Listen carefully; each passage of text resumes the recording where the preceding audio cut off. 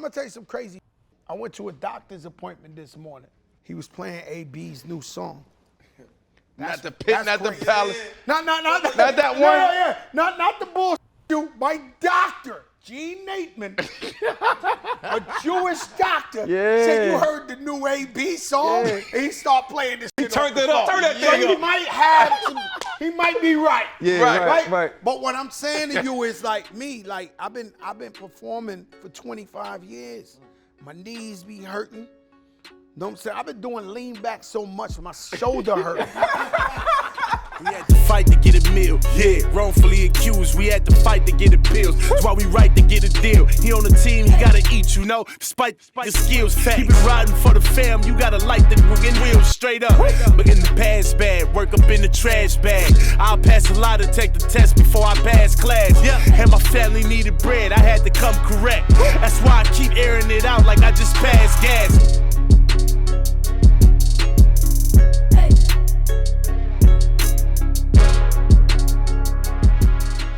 I Am Athlete Parlay is killing it this year. These are guaranteed wins.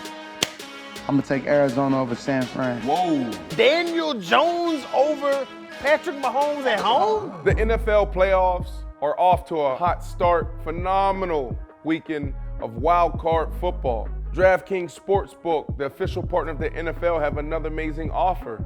If you're a new customer and you bet $5, you get $280 in free bets. Enjoy the show, enjoy the playoffs, and make it rain. DraftKings.com is the sports book. I Am Athlete is the platform. Parlay, I Am Athlete all day. Promo code athlete. Let's get it.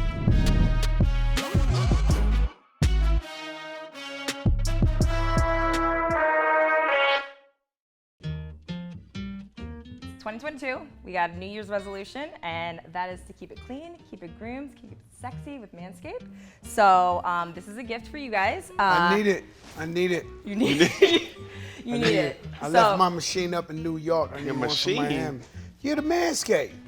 You call it a machine? Well, you know, y'all know what it is, but cut it out. Mine's is in New York. I need that one for my crib in Miami. Bet. So manscaped.com, promo code athlete, get 20% off, and start your New Year's resolution off right. Basically what we saying, men, is this, and Crack, I don't know how you feel about this. Keep it clean, man, and get a discount while you do it. On top of that, I own 3 of them. There's not one in Miami. I need. Could you please put that over there, man? So basically, he said he owned 3 cribs. That's what he said. That's basically what he said. Yeah, I like that. That's that boss talk. I'm just saying, I might tell you some nasty shit. Like they might have stolen them from me or something. Like, cause I bought 3 Manscapes and I don't know where they at. So that's why I need that one, right? So I hope dudes ain't stealing Manscapes out of people's house. Like that. Like, that's crazy. Don't get more than razor bumps, baby. Bet. Get your own Manscaped. More of the story. Promo code I Am.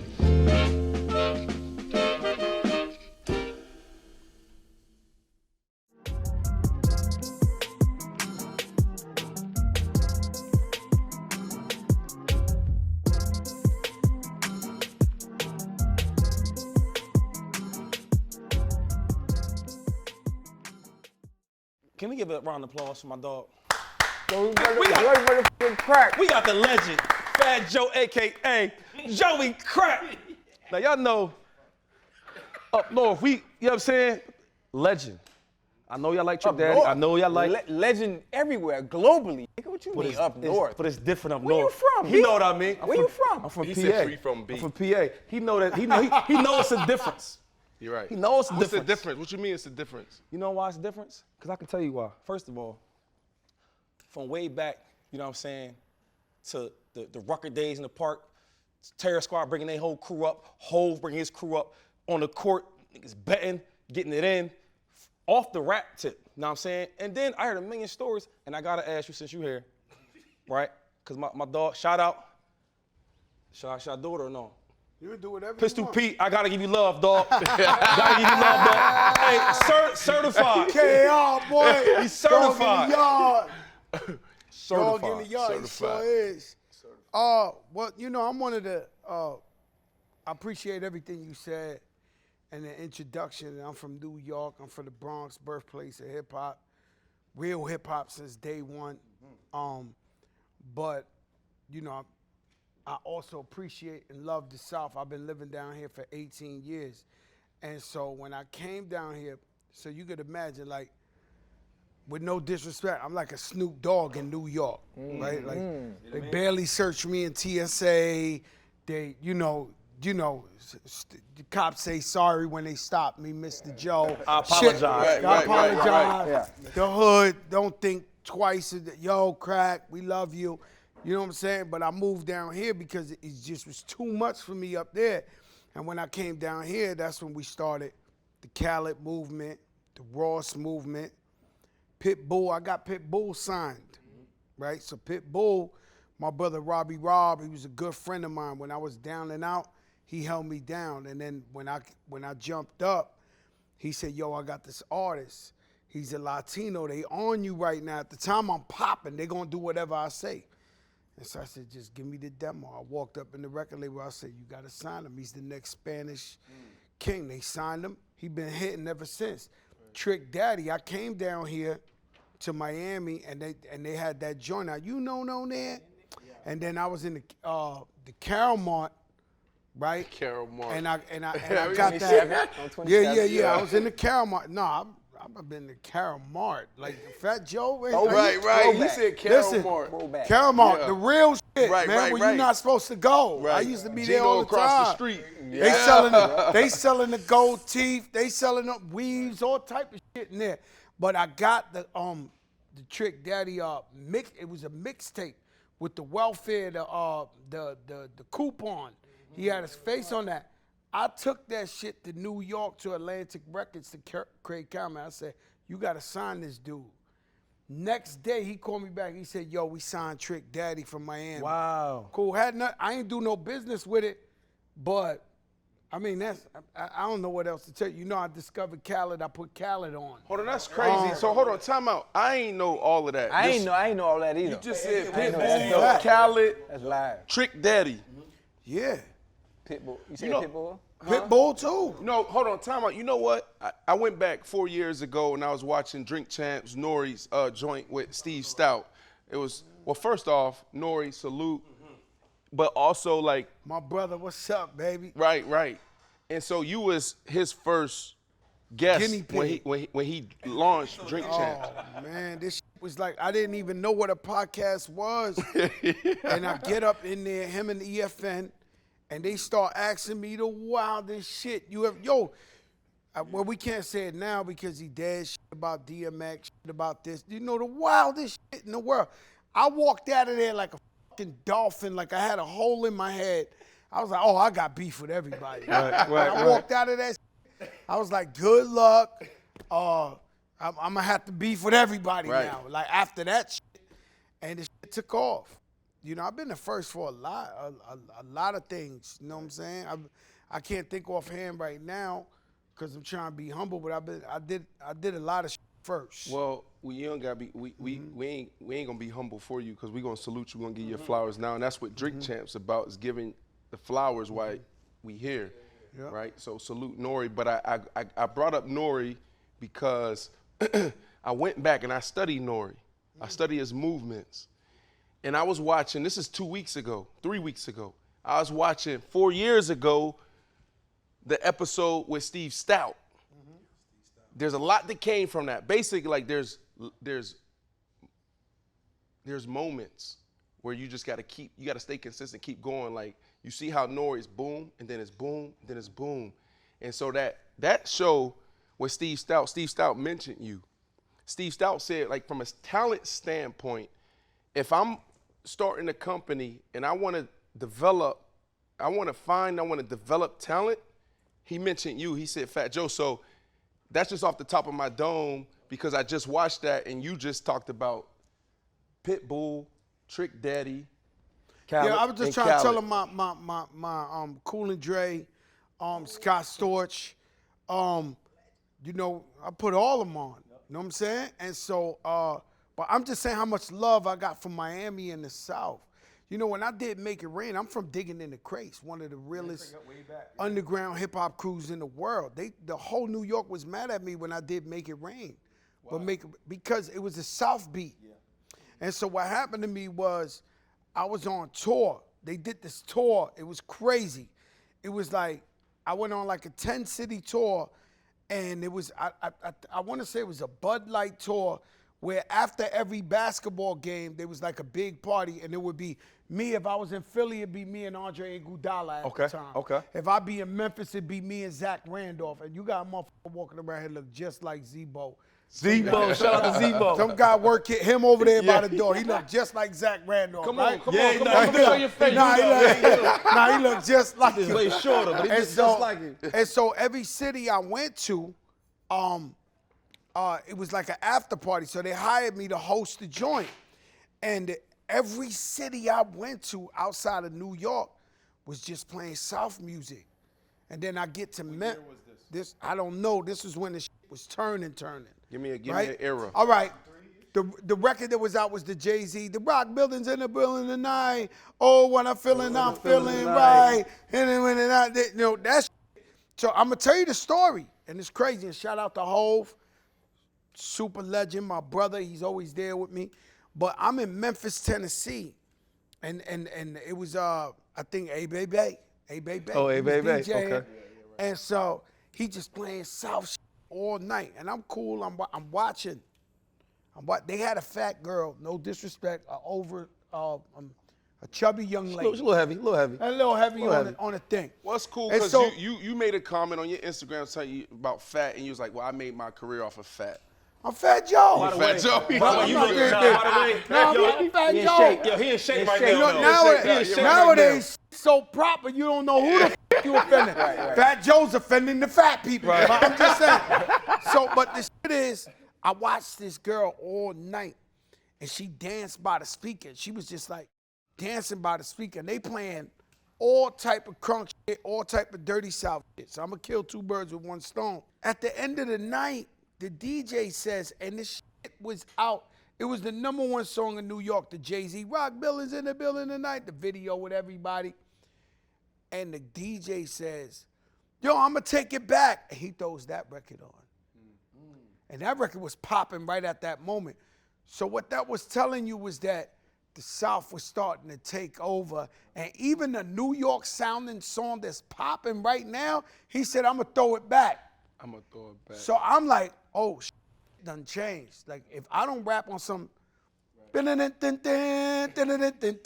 so the next day I come to Miami, I tell Scott Storch. Scott Storch is like, yo, you digging in the crates. You real hip hop. You found. You can't, you can't do that. I won't do it. I said, yo, bro, trust me. And so while he was making the beat, I kept looking at the chubby young lady that was dancing by the speaker. So while he making the trap beat, you know what I'm saying? I just keep looking at, and then finally I saw her dancing to the shit, to the, I'm making it rain. I was like, that's it. She's dancing. They looking at me like I'm crazy. But I'm like you, I study all the time. Plenty of times I spent a lot of my life in the clubs, and plenty of time you might have thought I was shaking my ass or I was hanging out. I was studying the room, what people reacted to, what people. It's like being in a college, a professor. So I would go. Yeah. How difficult is that for an artist? Because you said you studied and knowing when to change the sound of your music or change the way you rap. You gotta be in the. You gotta be in the. I don't know how to tell you. Let's go. I know more basketball than football. The day a motherfucker came and Euro stepped in. Excuse my language. The day the man came down and Euro stepped somebody and they was like, oh, yeah. The game changed. Right. They went. Every kid was in every park in every hood trying to Euro step. The game changed. Steph Curry with the three, it's like the game changed. You know when the game changed. Somebody do something, it's a different AI. day. Yeah. Well, AI with the crossover. That's what I mean. And a step over. The game changed. It's the same thing with music. So for me, I used to be in the clubs and just watching out the girls react. You know how they go. They play the record, and you could be in a low budget joint. They play the record, they drop the drink. Oh, that's my. You know, I was in D.C., ton of beautiful girls in this. It was a party of a party. It felt like some other shit, right? The DJ played. pat your weave, baby. Pat. I never seen no. You went crazy. The first time I ever heard. Yeah. These girls jumped up so high. And it was like, snap for the kids. Like, that's snap my for the-" thing I was right like, there. oh my God. They some right now. Right. You know what I'm saying? Right. And so that's what I used to look for when I was in the clubs. I would just study the room, see what people react to, see how moving. And so for a guy like me who came out in '93, right? So when I came out, a hit record was the most gangster in the world. We had Gangsta Bull. We had what's the girl? They had a girl from Detroit. She was spitting that shit with this. Everybody was hard. Eazy-E, all that shit, right? So that was what it was. And then it changed. If you ask Fat Joe from Flo Joe, '93, if he would have ever made What's Love, he nowhere in the world he would have thought he made What's Love.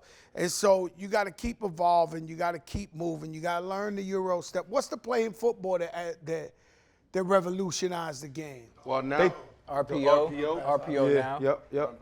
But the game has changed. Normally, everything was drop back quarterback. They want everything. Tall, 6'4", 6'5", can see over the line, not really mobile. Now everybody's a double threat. Yeah. Everybody's a dual threat. Yep. You have your Lamar Jacksons. Yep. Jalen Hurts. And even the white boys now. What Mike Vick? Did Mike Vick start that? Mike Vick probably is the first, right? Well, no. You got Randall Cunningham. You got Randall Cunningham. Randall But like Mike Vick took it to a whole nother level. Yes, he did. Right? And then nowadays, modern, you got Patrick Mahomes that throwing from different angles. Nobody's really with Patrick Mahomes. I'm going to be honest with you. From a skill set. He your favorite quarterback?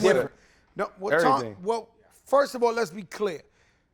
He know my alliance is one of my best friends, my brother is John Beeson, who played at UM. That's why when you started talking that no, it's okay. It's okay. I love you. No. He was all right. Oh my God. No, the reason why you just started. No, he's one of my best friends. He's my brother. Yeah, but John out of his head right now because of what he said on the last show. But look, you said about John Beeson. Listen. Oh my God. No, listen. The same way how you gave Crazy Work a decade of good music, you know what I'm saying? That's one thing that Crack did that a lot of artists don't do. Only thing that happened to John Beeson was he got injured. Otherwise, he would have been a Hall of Fame player, bro. I'm telling you, he gave him that work, and then he came back. I hate that about all athletes.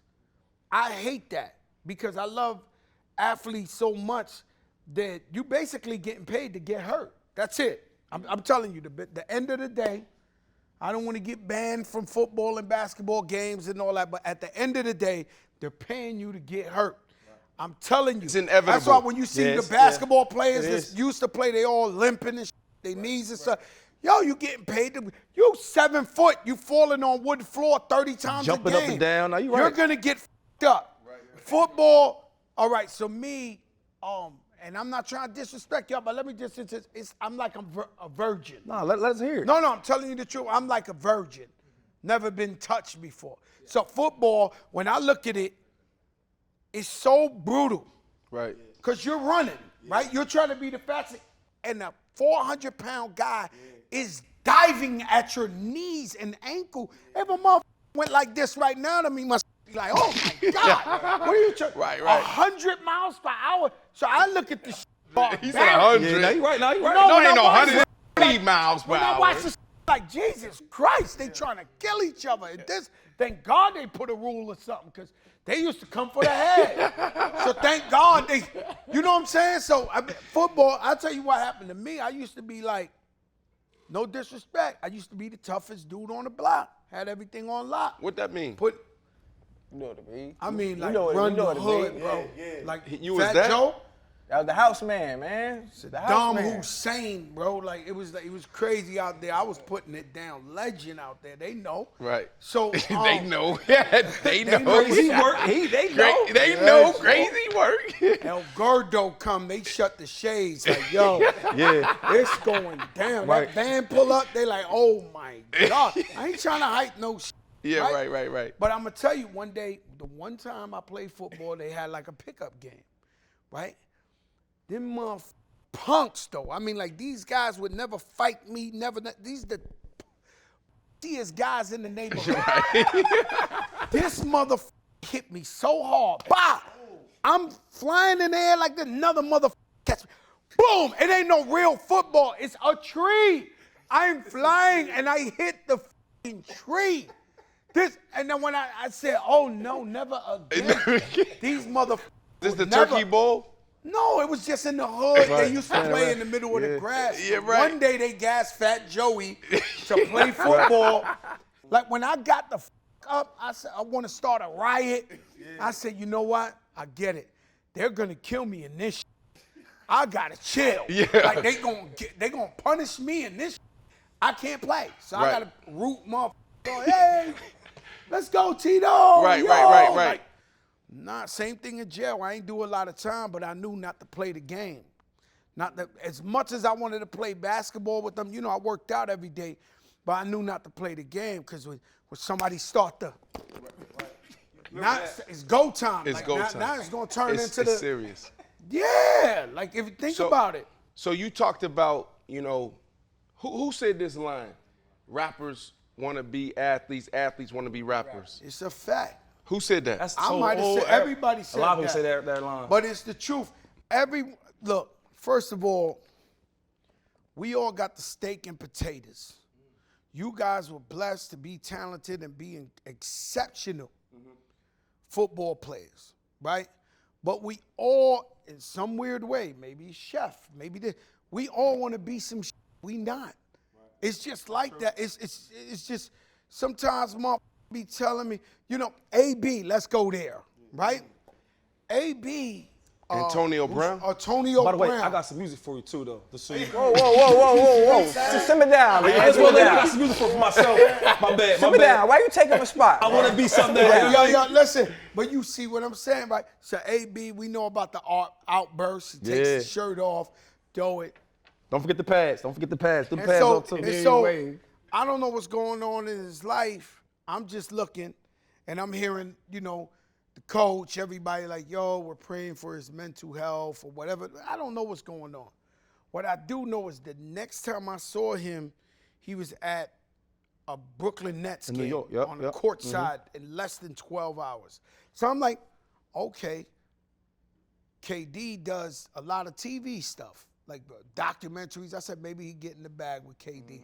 Because I don't know why the whole planet Earth, CNN, Fox, everybody talking about this man's outburst. He in the game like. Right, with the shades on. It's cool. He in the game. The next day he in the studio. I'm like, yo, bro. The steak and potatoes is the football. You just walked away from the bag. Now you trying to do this.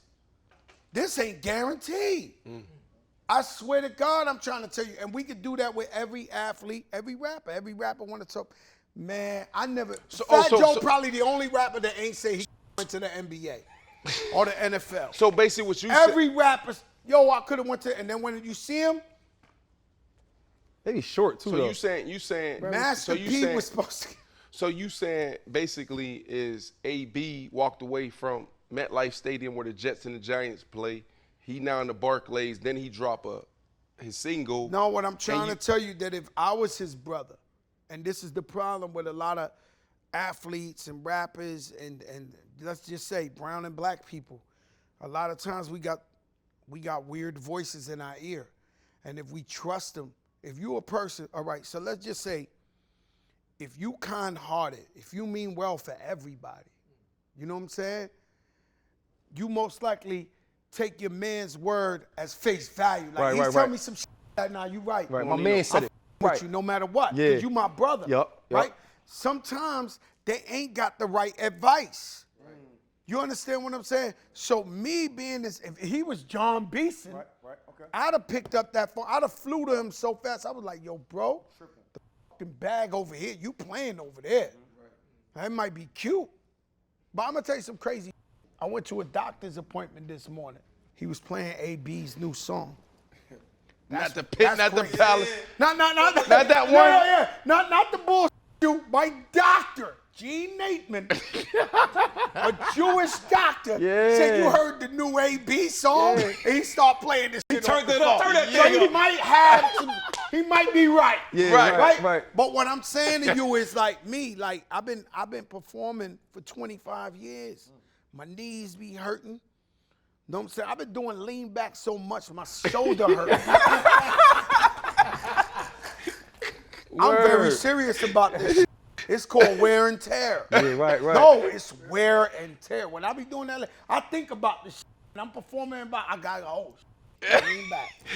God damn, lean back. I know my shoulder gonna be hurting. I did this shit 10,000 times. I know that performing and touring is a big part of my my revenue and how I pay my bills. So I gotta do it. Right, I get It's you. the steak and potatoes. Work, yeah. I could do everything else, invest, business, but the performing is the steak and the potatoes. Yeah. So all I'm saying, everybody, you're allowed to have a hobby. You know what I'm saying? But don't f up the bag and go for some other shit. It's a dream that's like a miracle. That look cool, right? It's a miracle. Yeah, Right, right, right, It's right. not even up the bag. That's his biggest platform, right? Like right now, this rap game is hit or miss, right? 2-3 Right weeks. now, No, what I mean, it's 1 out of 100 That's- people. but what I mean for- rapping. what I mean for 100 him- million. No, what I mean I'm for talking him- about millions. Yeah, but what I mean for him is Motherfuckers rapping in Africa, China, Cuba, Mexico. I'm with you. yeah. But The as world, long like, as it's he was a like- pro athlete and was winning and doing stuff on the field, could he'd do- oh, yeah, still I get you. be Yeah. attractive to people, Yeah, right? yeah, Who knows? They win another Super Bowl. But he could do something stupid, do the Super Bowl shuffle over Yeah, again, right, you know what right, I I mean? get you. But he got rid of his largest platform, sir. sorry, to jump into a lane that's not really his. Yes, hundred sir. middle, And everybody act like they're your friend. They really not your friend. And when you hot and you viral, you know this. You viral with everything you do. They clout chase the viral. You know, sometimes when somebody died and you look at social media, you almost start to think, yo, is they clout chasing this guy? Because they don't even know this I'm about to guy. say that, yup. Right? Like they right, just right. jump on death. Yeah. Right. They'll jump on the viral on death. They want to be viral so bad. So people playing you close. And so I'll tell you, it's a story, right? It's a singer, and then y'all can bring them drinks. It's a it's a salsa singer, Puerto Rican. His name is Hector Lavoe. If you ever seen the movie, El you ever seen El Cantante. Cantante? Yeah. And so Hector's biggest song, La Voz, right? He was saying, all right, I perform for everybody. Everybody think I'm the man. But what happened when the show over and the lights turned down? Do you see my pain? Do you Let me feel put that in my my phone. pain? What's it called So, again? it's called El Cantante. That's good right And it there. said, You can't you even feel my spell Matter of it. fact, watch the movie. You heard me? He talking about what is that? Shay, Yo, we gotta spell get, it, nigga. we Watch gotta the get movie. Chico in here to write that shit. Cantante with Mark Anthony and J Lo. The Oh, I movie gotta be is good. Mark crazy. Anthony, it gotta be good. No, it's crazy. And so what happens is nobody understand people pain. So people run to you and act like that for the moment to get the clout and jump on the thing. But then you wait a month from now. Is those same people gonna be around people when the shit died down?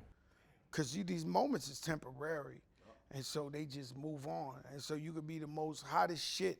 You could be Gangnam Kang. What was the Asian brother? No, Asian brother who had the dance and shit. Style. That my Gangnam Style, first billion. We don't know that guy no more, right?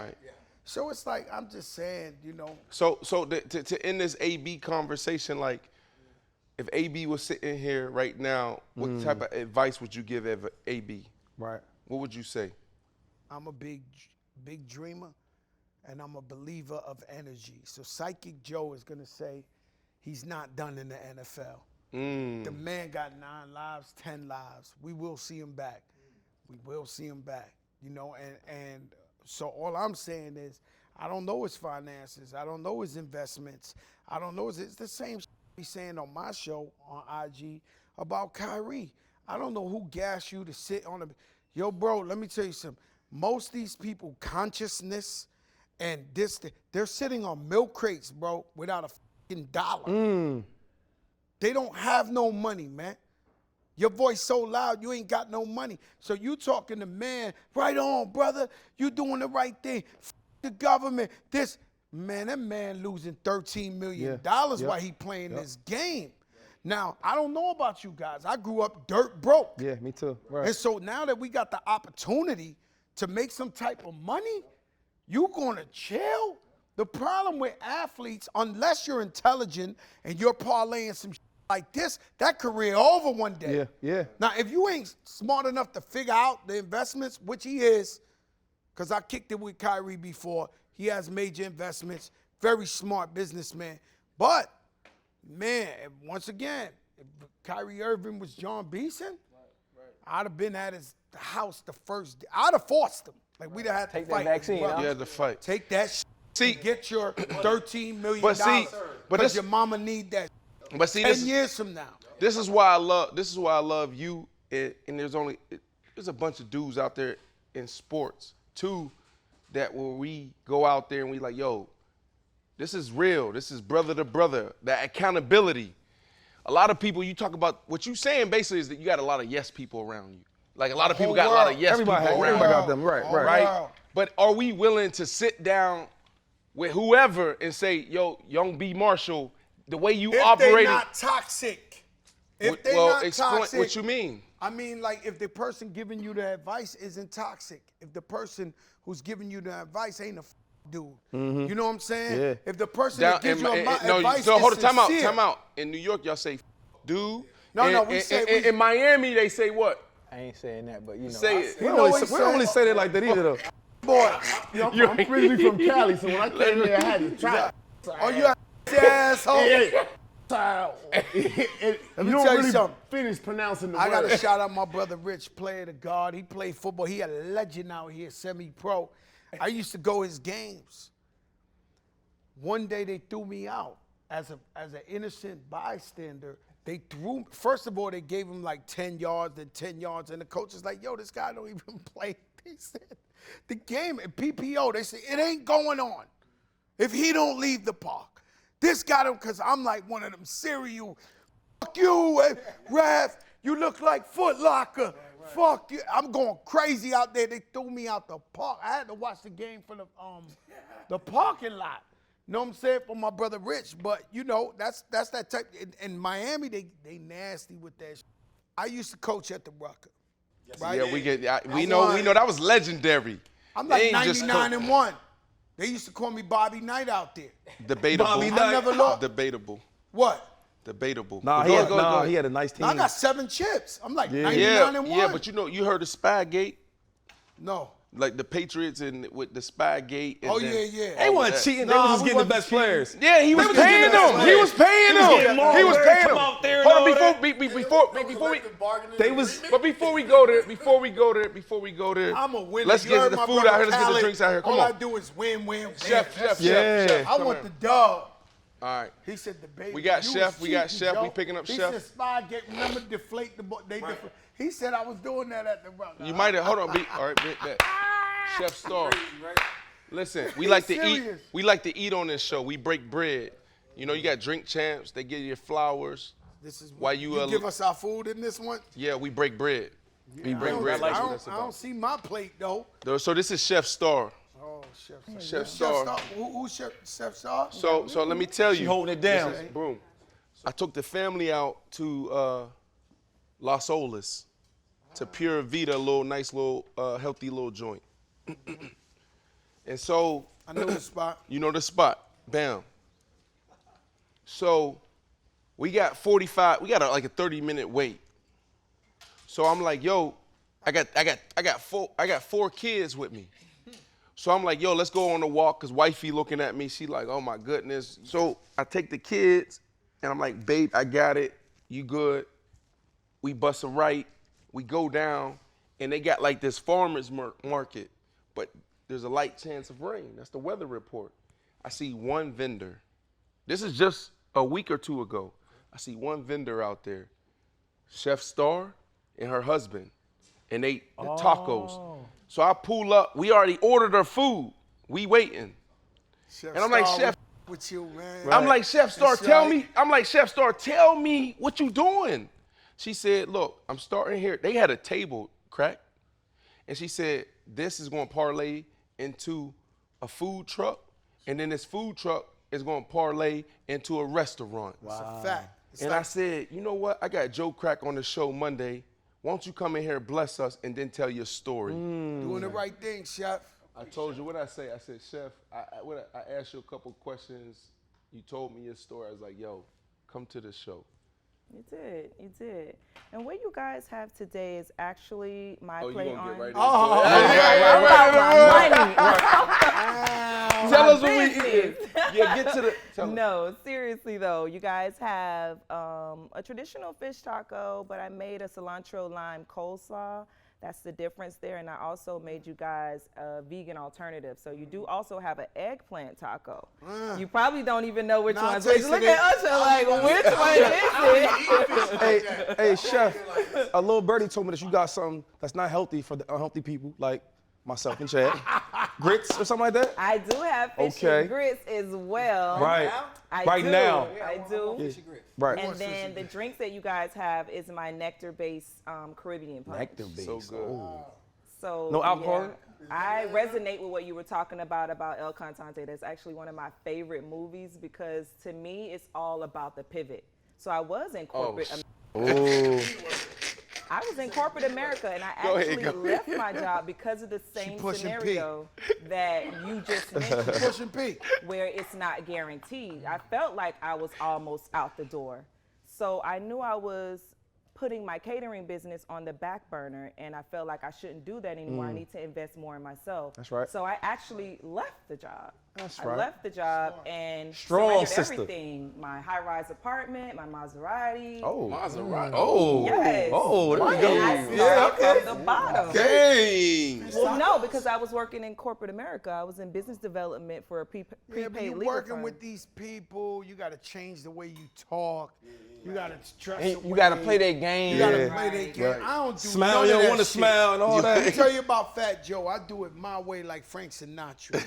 And the way you see me talking to y'all right now, that's how I talk to the billionaires. Ooh, They don't accept that's it. funny. They don't like it. Nori I ain't Nori got to told be me, here. I got a cheat code. Nori told me, I said, Nori, you know, we had Nori on the show. I was like, yo, Nori, give me some questions for Fat Joe. He said, yo, first of all, he's like, real life, that's my brother off the camera, like my best friend. Yep. Facts.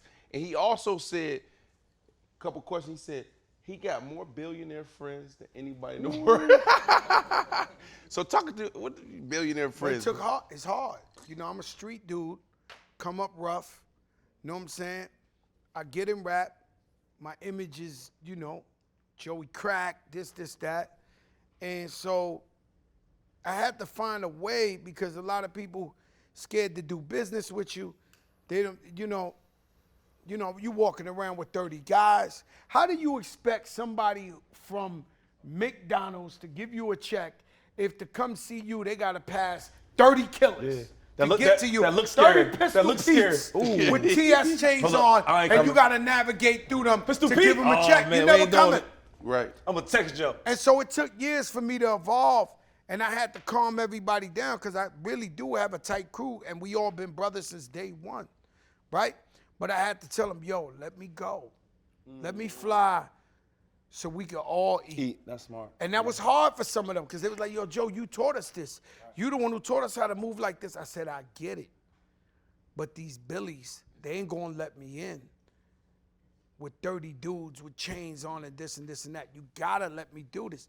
And so naturally, I met some important people who love us. They love us. They love to be with guys. Fat Joe, man, you just and then they cool people and they good people and they lead the other people and other people and eventually, from a natural relationship, it'll turn into business. Naturally, I'll tell you one. I met a sister 15 years ago, Latina. She's one of my wife's best friends. She got a company called It's a 10 Hair Products. They do about $400 million a year. A year? A year. A year? Her boat is about 4 times this warehouse here. Okay? 200 footers like that, right? And so she's just our family. Money, cuz. We didn't meet her because we didn't even know she was a billionaire when we met her. We just met her, you know, my wife and her got cool and we family and this. And then we like, holy shit, these people loaded, right? And so going on vacations with families, my wife is her daughter's godmother, this and that. Eventually, I figure out, yo, I could make some money with her, right? So I thought about it over 15 years. I said, you know, You know how they got the hair coloring for beards? Yeah, and Beijing. Beijing. But they okay. got Beijing, they got Just for Men, but we killing them. We got a product called Rewind about to come out. And it's a 10. Right. And so DJ every need box, it's okay. Come on. Hey, listen. why fight I'll be time? honest, listen. Why fight time when you can rewind the time? This beard, it's all good. Why fight time when you can rewind the didn't time? start getting, you know what I mean, until about 32. Listen to me. Yeah, listen. You Send me some product. I'm gonna send you Send product. me some product. What is But it the called? difference What is it is called? it's called Rewind. But I'm gonna tell you, Y'all gonna be it's hot gonna with my beard fat, revolutionize the game. I can't tell you the whole concept. Why? Okay, because it ain't out yet, and I don't want people to jack us. But you gonna send me some. Man, it's gonna be in He every gonna save you. CVS. I'll send you some. It's gonna be in every CVS, every Walgreens, every Walmart, every Target, every Publix, every supermarket in America. And so what happens is, I always say you gotta stay in the game. You never know. Right, yeah. And so people, when they give you their slogans, they give you one line. I gotta give you 2 lines. Because you gotta stay in the game. You never know. Yeah, right. And so you do a podcast. All right, you saying retirement, this, that. You ain't got the coolest show in the game. When you a boss, in the politest and respectful way, you do it in your terms. Right. You do it in your terms. And when you build this up yourself, entrepreneur, that's the leverage. Because can't nobody come in, what could you do for me, sir? You can't do nothing for me. Right. They tell me, I put out all the way up. I've been independent for 15 years. All these Make It Rains, 4-time platinum, I did that. Yeah. Independent. Maybe a 4-man crew. Why? I got tired of going to these people's desks, putting my hard work, my pain, my creativity, my this and that, asking them. Yup. Can you push my record? Right. Can you get me on the radio? Can you this and that? I say, yo, you know what? I had the record with Young Jeezy, right? Came in the game and slow down, son, you killing them, right? Yeah. Slow down. I thought that was like a lean back. Honestly, I don't know if y'all ever did a football play that y'all thought, oh my God, it should be on ESPN. And they overlooked it. Right. They was overlooking this, right? And so I said, you know what? Maybe I'm right, maybe I'm wrong. I said, they lying to me. They said they spent the money, they pushing this shit. They ain't pushing this record. These guys are lying to me. From now on, I will never, ever ask a record label to help me with anything again. I put my own money up, and I work my own shit. Now, guess what? We come out with All the Way Up. #1 in the country.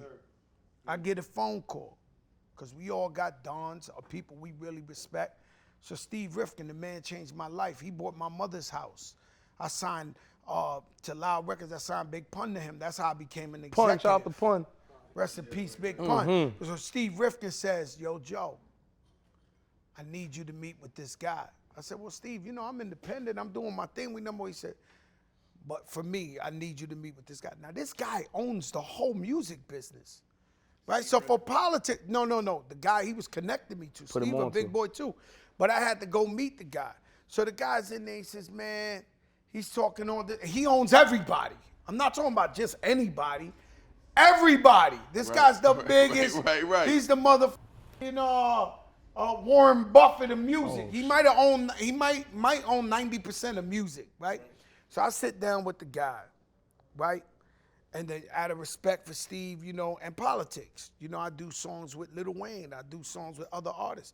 If I piss off this man, he won't let me use these guys. So I got to show up out of respect. So I sit down with him. He's telling me all this and this and this.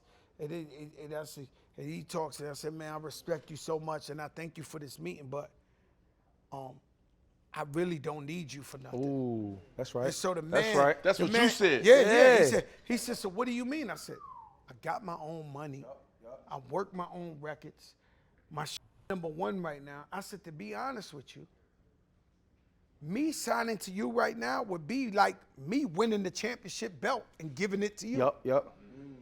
And so when you see this music business, how a motherfucker come up from the slums and then Kodak Black don't know the dude standing next to him when he win the Grammy, and he be like, and they be like, Rob Withenthal. Like that man ain't do shit. Right. Yep. That man ain't do shit. Getting credit. Ain't no Rob Wiventhal gonna stand next to me on all the way up. You. And so in the most politest or nicest way, I said, thank you, I appreciate everything, but you can't do nothing for me. I got my own money, I got my own team. And so what you gotta understand is that big. money really talks. And so because we got money, we can get the best cameraman. Somebody might have told you he's the illest, right? And so we want him because his shots are the best, but we thinking he'll only work for ESPN. He'll only work for HBO. Right. No, he's taking that money. Yep. Money. Yeah, you come they to him probably and check. treat him It right. happens like Yeah, they that. probably I treat do him it right. all the time. This is what you're referring to in the Rucker. Right. That I do it all the time. I go to a guy, he said, yo, boom, I need you to work for me, right? How much you get paid? Yo, Joe, I'm making $100,000 a year. All right, I'm giving you $200,000 a year for you to work for me. Let's go. Let's go. We out, Joe. I'll tell him 2 weeks notice. We gone. And now we got the best guy in the game. Right. It's money talks. But this is the thing. Think about what you have that a lot of other artists, or other people that are entrepreneurs, or other people that start to do something and never do it. You got one thing others don't. Discipline. Discipline. Everything you talked about today comes down to one fucking word. Discipline. Discipline. Work ethic. Yeah. Everybody taking shortcuts today. Yup. Everybody. Everybody taking shortcuts today because money talks. I don't have nothing. I'm out the slums in general. Right. Figuratively speaking. And that billionaire, somebody else is in your shoes and go talk to that billionaire. 99% of people are gonna do what? Where the paper sign it? Signing. Yeah. Because they don't have the f***ing discipline. Overnight. Right. Here, America, the American dream. Everybody wants the overnight success. When the last time a mother put in some work? No, you right. Think about it. Yeah.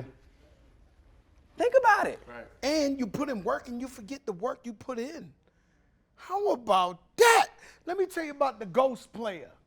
You know what a ghost player is? It's a ghost player. A ghost player is somebody on the field really not playing. Okay. And so this is the easiest documentary in the world. Okay.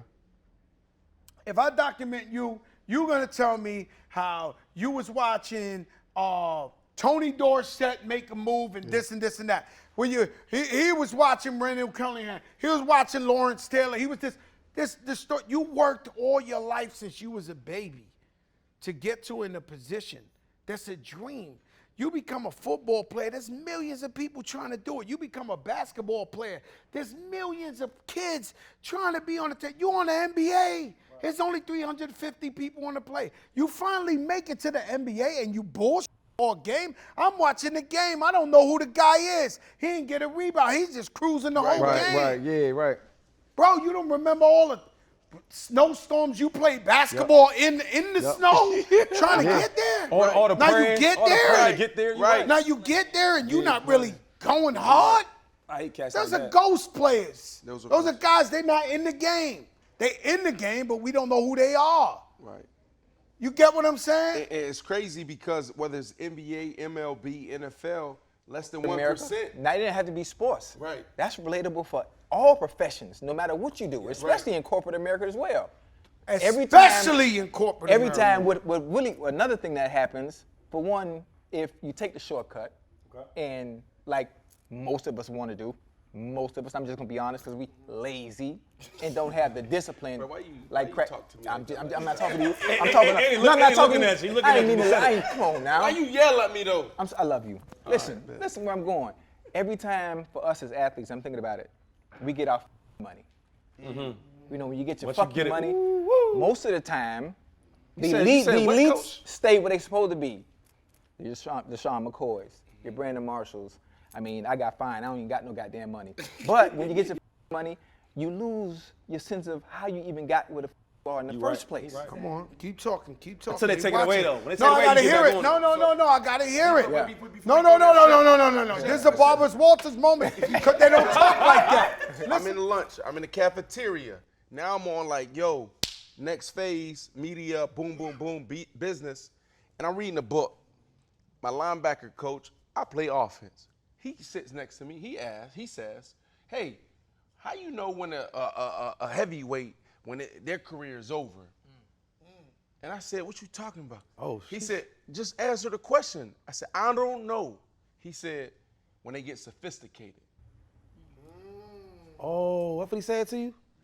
Meaning that where we come from, a lot of us, where we come from, all of that oomph that we get from the environment we come from, it makes us who we are. Who you are, right. But then we make it, we move into the suburbs. We got the $3 million, $4 million, $10 million home. No, not me. Right? We start reading books. We start learning. Now we get sophisticated, and that drive that we had and what we pulled from is different. And so that goes to your point, right? Like the great, you know what I mean? No matter who it is, LeBron James playing 18 years. Yep. It's crazy what he's It's doing. still elite. It's still Kobe elite. Bryant, Kobe, Michael yep, Jordan. Yep. It ain't never been another player since Kareem Abdul-Jabbar, something like that, to drop 30 plus every night at the age of 38 years old, 18 years. It is, he is an alien. But that's a difference though. Before we go to that, Chef, give us before you go, you know, tell us name, your business, your vision, and bless us before you go. No problem. So I was born and raised in Belgrade, Florida. Oh, the muck. Yes, The muck. I'm from You know the muck? You know the muck? I wasn't chasing rabbits. Chasing birds. But you know some cats that chickens. was, though. But I was shucking corn and I was cutting sugar cane. That's what I was doing on the porch with Grandma. All right. My grandma was actually the candy lady of the hood on 8th Street. So Shout out to Grandma. I had that hustle mentality from early on, and everybody had high expectations for me. So my mom moved me over to Miami. I graduated from Miami Northwestern. Boy. Yes, all day. So I moved around a lot trying to make sure that I make a name for myself. So that was the whole thing for me. And once I got the accolades, I got stagnant. I still didn't feel accomplished because I wasn't working my passion. I wasn't in my purpose. So that's what made me just drop everything and be like, okay, I gotta be fulfilled somehow. Where do we find these fish tacos and these vegan tacos at? Right now I'm vending. I'm getting it out the But mud where? right now. What's the area? Right. In Miami. I go from Miami to West Palm Beach. I'll get to you somehow. But Chef, this is what I'm trying to do. I'm being honest. We need them grits, too. I can't guarantee anything, but what my hope is, I envision a day where all of us sit down and we have people like you on our show, and we say, you know what you need? And boom, it's right there. And I don't need nothing. You think about Shark Tank. Oh yeah, we gonna invest in you, but I want 10%. I don't want. I want to be able to say, here go 10K, here go 10K, here go 10K, here go 10K. Boom, you got your 50. You go get your food truck, and now it's on you to go hustle to go now get your restaurant. That's what I envision to do. That would be a blessing. That is nice. Now, Right. Chef, when you make it, though, right, throw a brother a little something. You know what I mean? For honest speak. For the lookout. You know what I mean? Keep it playing, baby. Keep it playing. Right. I name a dish. Yeah, I name a dish. At least I heard all that. I heard, but look, just a little something. Tell me a little something. Just give me a free meal. Give me a free meal. The Chef, what hardest, you need? let me explain, so you can hold that thought.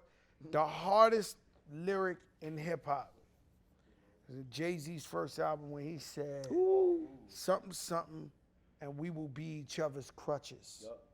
So the point is this, everybody want to be the man. Everybody want to be the guy everybody look up to. There's no real strength in that. The strength is everybody eating. So if one of us falls, we can lift them up and put them back in the game. Strength for the numbers. So you have to understand that mentality.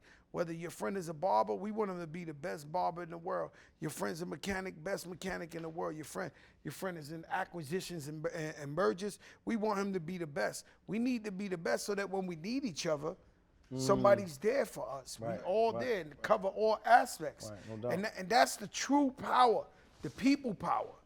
There's nothing more powerful than people power. The numbers. That's what it is. Chef, what you need, man? He want to ask you. What you need? Well, from what I've been seeing for the food truck, the starting cost is $80K. That's just to get everything. She shot up from the 50 to the 80. compliant. Right. She's smart though. Like that. Right. to get everything inside and get customized, I think the target would be 100,000. We need 100, bro. What's up? We need 100. All this, we need 100, bro. Take one of them earrings. We need 100, bro. Let him get one of them earrings. I got 20. That's 120 right there. I got 20. Oh, you. You said you need 100. I'm just saying. We. They heard you need 100. Since he asking, they want to ask, hey, what you need? Look, we need 100, right? The fire now. 80 for her. I mean, 10, 20. I'm supporting. Now you acting like Shark Tank. Listen. But that's cool though. But even what you saying though, that's love too. Because it's love. Like I want to be able to give. And I'm not expecting anything. Right, now I see what you're saying. But also, we gonna invest. We gonna do business together. How we do business together. So, like look, we get you the 100. Can we do business together? Yep. Right. Absolutely. You know what I'm saying? So there's and the promoting part. And we struggle with that too, though. We struggle with working with each other to be able to say like how the power of the people. What you talking about? What this is, man? This is a game of double dutch.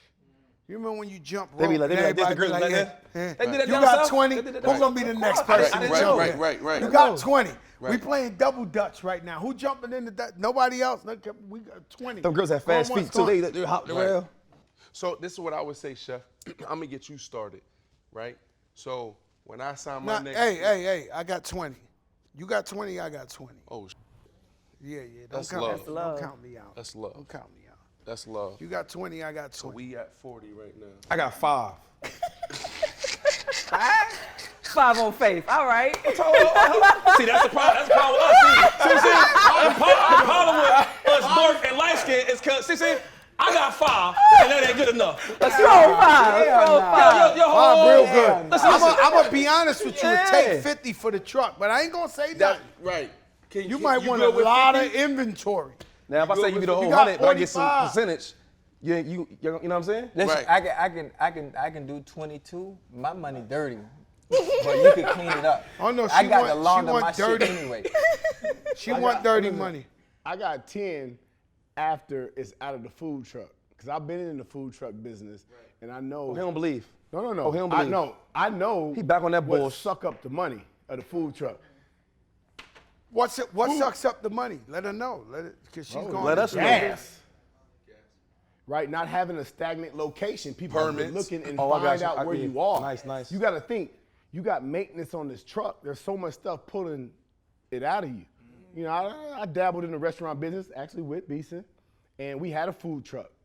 And so what I'm saying is, after the food truck, I'll match 85. Did I say 10? No, you said 10. Yeah. It's being recorded.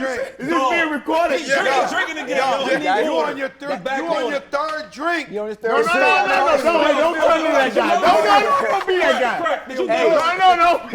That feel good. I'm wondering why we ain't took. He got a drinking problem. You know But hold on. Real talk. We in a moment right now.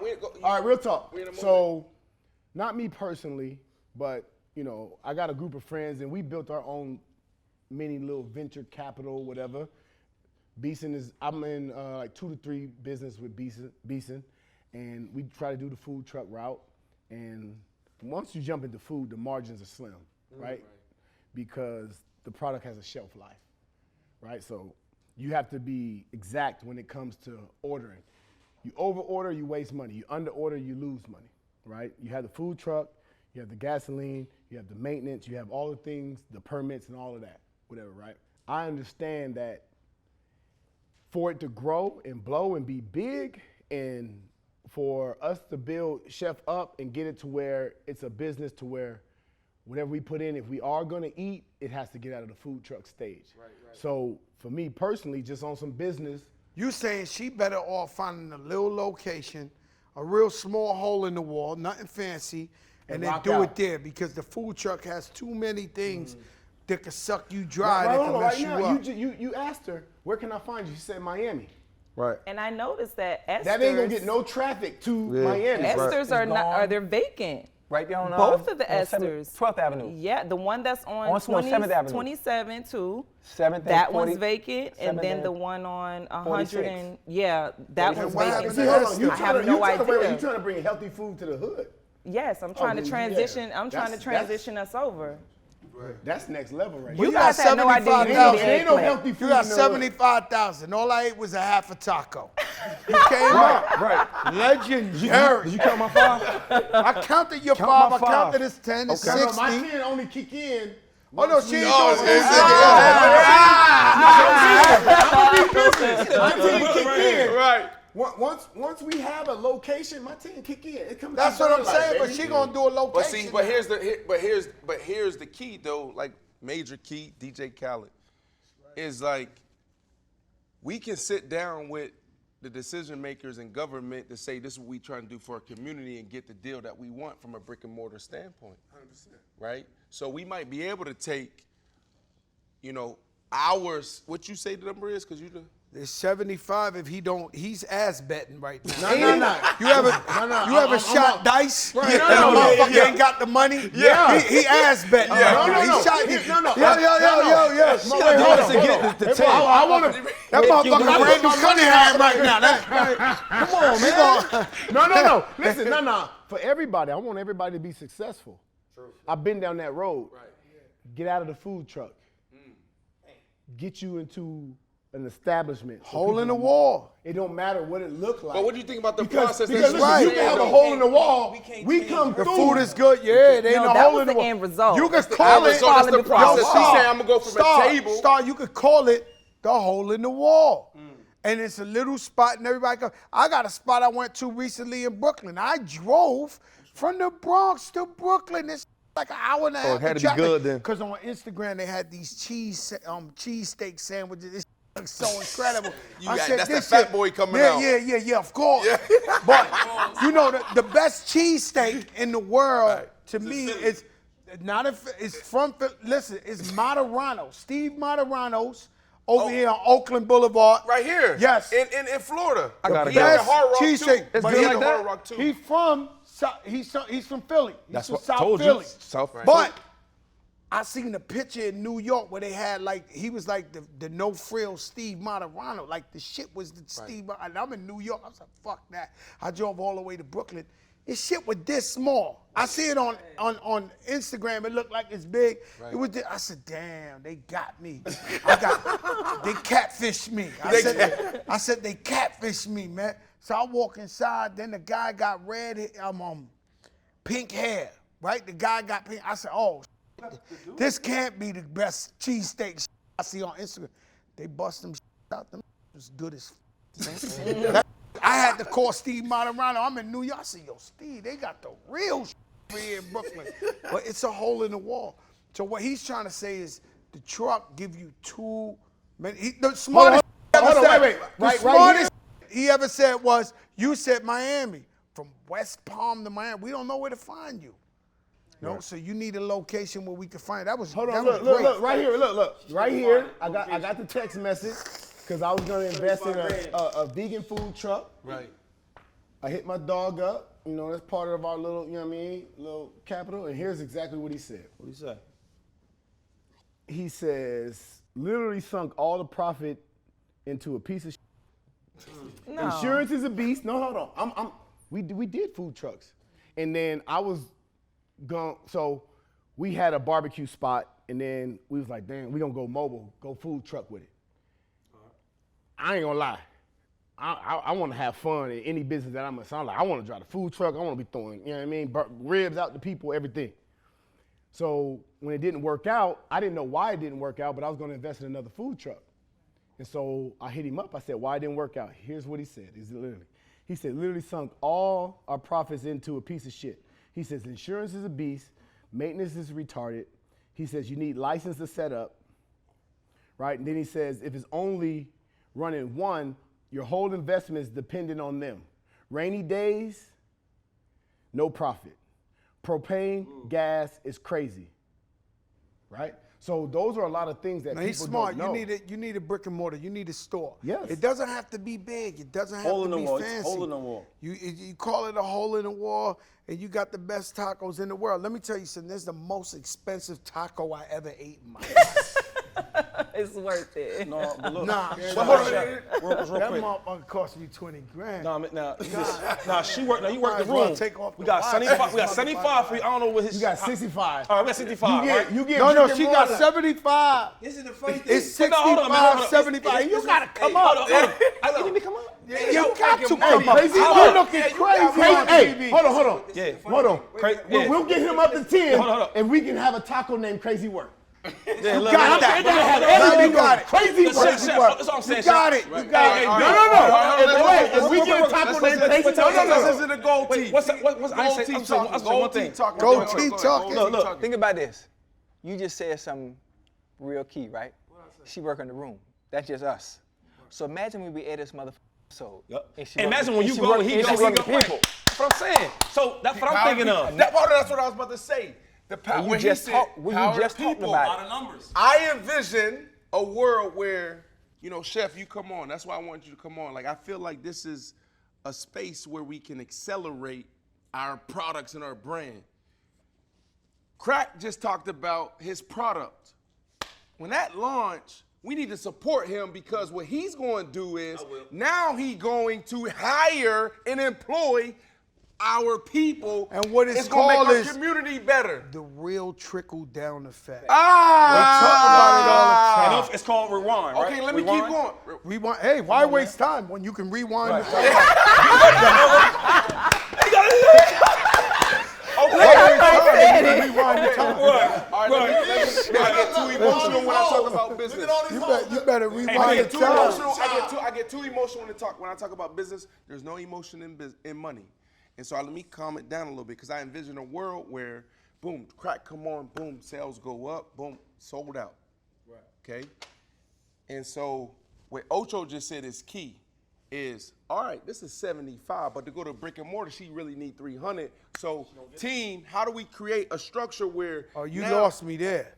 It went from 75 to 300. What I'm saying So is, many no, people we gonna good. see this episode. She We got good. No, what I'm saying is with both of y'all said. Yeah, 700-800 pounds. Yeah, how do we take what we What do did? you We do? starting it off. B, can I ask one thing? We though, B? setting it off. We setting it off. Look.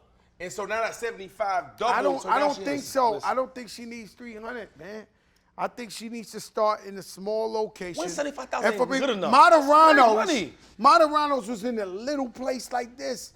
Then he took next door and made it bigger and bigger and bigger. Now they in Yeah, Vegas. but- Now they all over. But all I'm saying is the kitchen might cost 50. Yeah. That's what I'm saying. Don't forget we're in Miami. And then Nah. You got to keep it slim. Right. So she got to bootstrap it, right? Because if you give the and I'm not hating on you trying to get your money. Sound like it. Because I still want you to hustle. I still want you to hustle and grind. I've been in a situation. I had a little clothing line, and I had my football money. It ain't endless, but it was a lot longer. And my first 3-4 years, when I really wasn't, ground zero with it, I was just pushing money into it. It wasn't until I got into a situation with my financial advisor, and I was like, look, here's what I have. This is what I'm gonna do for this year. I've been doing this for 4 or 5 years. If at the end of the year I don't have a profit, I'm gonna shut it down. Because that's another thing that people need to realize. Like, you can have a business, you can have a dream, but you also you have to have reality. Reality. If there's is 4 or 5 everything. years in it and you don't see nothing, you just really following, chasing Let me the dream that explain don't something really to you. exist. It's not just with business. Be real with yourself. Know your limitations. You can dream, you can know, you could want something but just know what you are. You can't lie to yourself. Like, if you lie to yourself. Right. I love where you going. No. If you lie to yourself, you done. Like, how Done. do you expect somebody to believe in you when you lying to yourself? You say, it's like, I tell these guys all the time, man, I don't want to go there. I don't want to offend nobody. But what I'm saying is, you should never lie to yourself. That's right. That's right. Don't even lie to your family. I tell my wife, I tell my kids, we are not Sean P. Diddy Combs or Sean Carter Jay-Z. Right. One day my son, he was like 19, he was like, yo, Dad, look at this. I look at it. He got Dr. Dre's son on a private plane. You got Jay-Z. He was like, this is how the sons are moving now. I said, well, you ain't moving. Right. Because we ain't got that. No, he right. So stop looking at the motherfuckers and stay the Right course. here, right here. Stay in your lane because a lot of it could be women too, but a lot of men lose themselves not trying to keep it real with themselves. Yeah, I always say, like, what's I know a purpose? guy killed himself because he used to make a lot of money and he would give his family, he was the best guy in the world. He would give his family anything. His son was 19 with Lamborghinis and Ferraris. His wife was just shopping like, she might have been the first online shopper. Like, coming to the crib. No, I mean it. Like, with just bags coming to the crib. And they always look like the same shit. Like, the same dress, same jacket, same color, same. And I'm like, damn it. He be, we got, the women never hear the shit we tell each other. You hear that? God damn, she wanna buy this. She running this up. God damn it. Damn, she don't know what money is. They don't give a. She wasn't went with me shooting in the gym, but we don't say that in front of the But we mic. thinking that. So this guy, he used to tell me this. One day, he went broke, where he didn't know how to tell his family. He hung himself.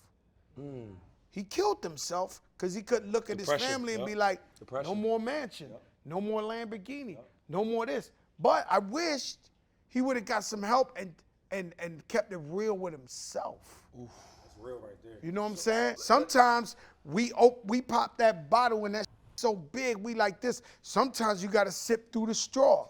But he right about that. Like, hello. Even the money we talking Nah, about. it's getting too real here. Y'all don't want that shit. Y'all don't want that real shit. But no, sometimes you gotta sip through the straw. Yeah. Right. So one thing real quick. I'll give you a quick story, right? What he talked about. Like, everybody their lanes. You might not be. So the 75,000 that we gonna get, right? Now seriously, get 75 grand, right? This show airs, millions of people gonna see it, you get more money. I think about now I be doing a real estate heavy. You know this. Where I was just at. Bahamas. Making deals, you feel me? So like me and my brother got our own real estate company, you know what I'm saying? And I've been doing it for the last 7 years. Now I always had money, but when you first get that paper in the league, you like, man, I'll spend whatever I want. So we was trying to do all these big properties. Let's get this, let's get that. And I lost some money. I'm like, hold up, man. Let's take our time. We might have to get a crib for 30, this back in the day, you can get it, 30,000 shelf, fix it up for 70 in it, 100 grand type crib, sell it, whatever it is, you can make a nice profit. And I had to work my way up to that. Now, you talk about these billionaire dudes, David Adelman, a dude in Philly got $2.8 billion worth of housing, college housing, student housing. I'm trying to do a deal with him. It's like, when I went from trying to do these big ass projects and losing money, now I can do it because I took my time. So I might not get the $300,000, $400,000 crib to flip.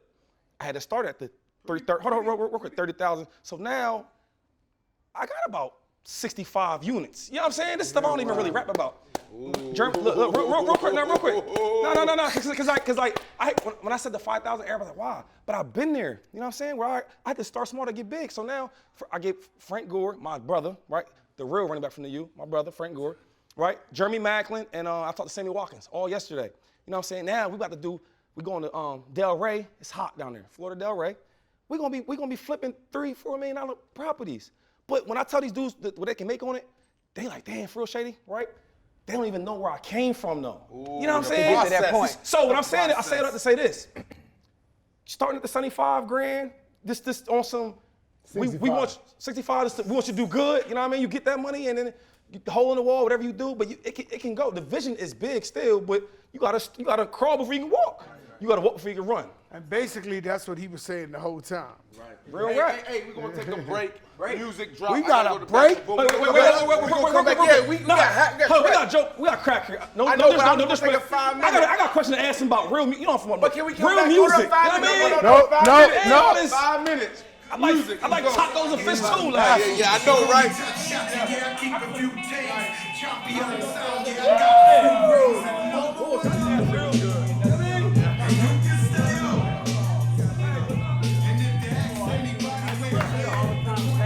What I'm saying is though, like, I wasn't even trying to be funny with the phone. Like, we're not in the same This boat. is Michael Klein. Hey, Mike. You smoke weed? You in the middle of the show right now. You got the bag or what? Mike Klein is high as hell right now. He represent us. Okay, Okay, Mike Klein. okay. He got a deal for us. What do you need?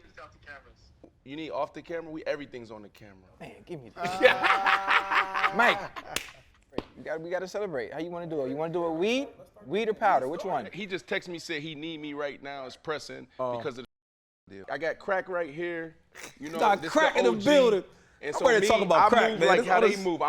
I'm studying his moves from the music industry now in the media industry. So for Lawyer me, calls, it's- Chad asks him, does he want powder or weed? Yeah, they getting Then crazy. he get on the phone and tell him, I'm with crack. Crack.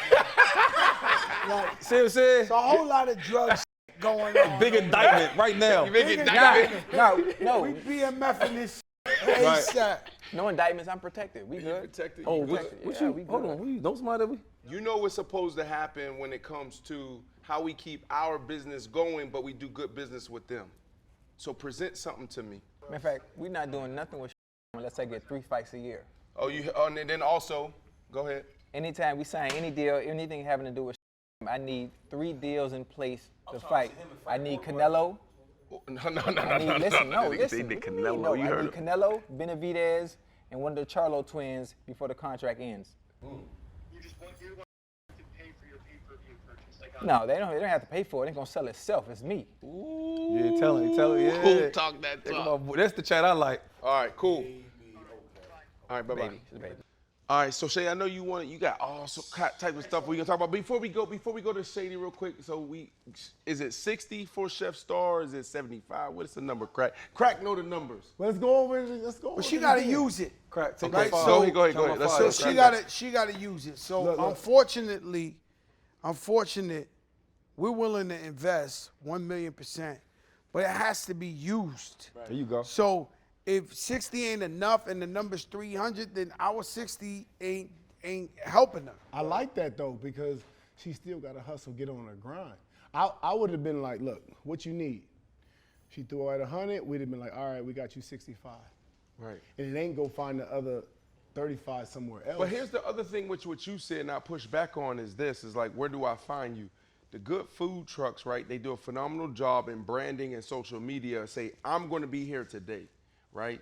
And so a lot of people don't have that type of social equity to be able to say, this is where I'm gonna be. Right. Well, we got over, collectively, like just the platform alone, we got 2 million subscribers, followers, et cetera, et cetera. Right. Collectively, this dude right here got 6-7 million followers himself. Damn. Right? So Can I have a copy of the page? collectively, she has the social equity to be able to say, I'm here, I'm there, right? So I Listen, think crack that she, you know what I'm saying, the 60, 75K, whatever it is, she can start with the food truck and get it cracking. And then morph, now it's on her to morph into the restaurant herself. Let me explain something. I'm in. I'm with you. Whatever you decide, I'm with you. You said 20, I got 20. You know what I'm saying? I got 5 today. Let's make sure it happens. Right. Right. All right, so we'll That's structure it it. offline. We'll make Yeah. sure Chef got what she needs. I'm good. Yo, Chef, I'm good. My word is my bond, so The food was great. it is what it is. Great tacos. I heard she had some great grits. I like it. Now that we passed that. I and got Chef. Listen, and I love the chef. Money and disposable. And she's gonna leave here better than when she came because we're gonna look out from the TV part of it. Got crack here, you know what I'm saying? 600 or 6 million views on your Instagram, whatever. So that's great. Now, can we get to the main thing, please? We got crack here. We talking about, can we, please? Right. Now, listen. Now, I told you I'm from your era, right? I like that type of music. I'm still slowly learning this new era of music. New sound. Yeah, new sound. It's different, right? But it is what it is. Anybody that played with me know me. They know I love the up north, old 90s, early 2000s music. So, Terror Squad, right? Now, I don't know where that name came from. I'm hoping you could tell me. I just heard a lot of stories about it. Nah, well, growing up, there was 2 brothers that made up Terror Squad. They were graffiti writers, and I looked up to them.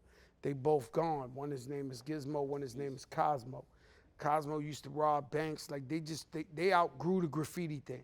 I was just a kid, maybe 12 years old, and I was doing graffiti, and it was like, yo, we gonna give you TS. And I was like, oh my God, I never knew it would turn into a crew.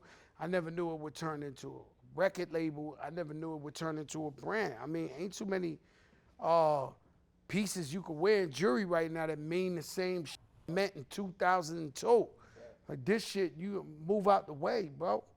There's 100 more of these coming behind this, right?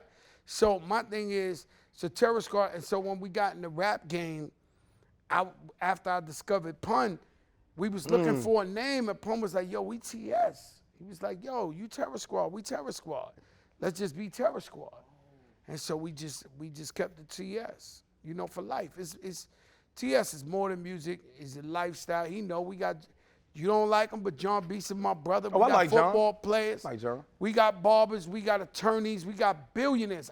We literally took this in the projects, and we literally got billionaires walking around with TS chains that they bought themselves like, yo, I'm Terror Squad. Ooh. You know what I'm saying? So, you know, ball players, everybody. I mean, it's a lifestyle, man. It means a lot, you know what I'm saying? And we don't fold. Right, I heard that for Never. sure. That's one of the things, like, he's so fold. respected name-wise. I remember even watching some documentaries when they was going at the Jay-Z right here, the squad, talking about the basketball, the Ruckers. Terror Squad, you see a million cats. With Terror Squad, he walking in all these 30, 40, 50 people. Yeah, that was like, intense. damn, that was like a real, intense. mob. Well, yeah, when you go back to that, because the documentary, I think we all watched that. It was the Ruckers. Yeah. It's called And the Blackout. It's called Blackout. Yep. But that's serious Hey, wait, business. y'all had beef too on the low though, right? From what the documentary said, it wasn't. And you said, We like you to was get younger, messy. but you said some stuff that wasn't. But I said, oh damn, there's some tension there, because you know the competitive nature, Right. especially in They had. Well, you know what happens, man? You know, there's a little bit of jealousy involved, you know what I'm saying? The man was always winning. I might have been a little jealous. If I'm gonna be a man about real. it. You know what I'm saying? He won at everything. He had the baddest chick in the world. Who's he? was making He talking about Jay-Z. Hov. He was talking about the Rucker thing. Yeah, the basketball. And Oh, he was okay, just okay. winning I so don't know. much. I got you. And so what Joe had carved out was so I always had the streets, no matter who I had beef with, whoever. If I had beef with 50 Cent, he knew the streets was me. Anybody who had a problem with me, they knew this guy runs the streets anywhere. From Miami to New York to LA to Philly to Chicago to anywhere. We dead serious in the streets. Right? And so the Rucker's part of the streets. Right. That was the street, summertime. And out of nowhere, here come this guy after I win 5 chips in a row. He wants a team. I'm like, God damn, man, he won everything. He walking in the games, Beyonce, Puffy doing the dance in the middle of the court. I'm like, what the f is this? They rolling up in professional tour buses and shit. Bron was about to play with him too, though. LeBron was playing with him. He got LeBron to play with him. And it's like, and I said, damn, man, this man got all the money, the hottest chick. He the biggest in the game. I got the little street tournament, and the man coming in this shit. And so it was a little bit of jealousy, even though my team was dead ass for real. Right. And we would have beat him. Right. I'm telling you the truth, we would have beat him. We had Marbury. we had Carmelo Anthony Melo. in the hotel at their prime. So, you know, it's all a movie. Halftime, I had AI and Mike Bibby in the hotel that was coming over at halftime to walk in the game at halftime. AI at his prime, Mike Bibby at his prime. We had Al Harrington. We had Zach Randolph on the court. Steph Marbury. We came with the mob. Like, we was in there, Carmelo. We was mobbed up. So we came to the game. You know what I'm saying? But my team, I had too much faith. Kareem Reed, my whole crew, we had a lot of faith in that. But I was just in my feelings where I was like, damn, I'm over here. And so, and to be honest with you, with no disrespect, rest in peace, Greg Marius, the Rucker had slightly fell off before I got back involved. So I was bringing NBA players, hyping this up, bringing rappers, I built this back up to where there's thousands of people out there. And here come my man. He come up hopping up in there. You know what I'm saying? He got Puff Daddy literally shucking and jiving and doing it Puff Daddy. I'm walking out. We win the game.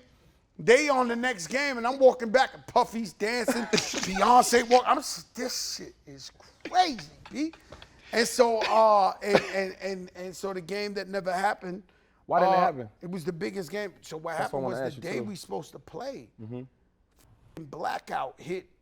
Oh, you're right. That's right. New York. That's happened since 1977. right? What's blackout? I And don't know. a blackout, no lights. power. God said we can't let this game go down. It's too many Yeah, gangsters. It's Jay-Z. It's Joe. It's 100 degrees. No light. So everybody using the ACs, the whole New York City shut out.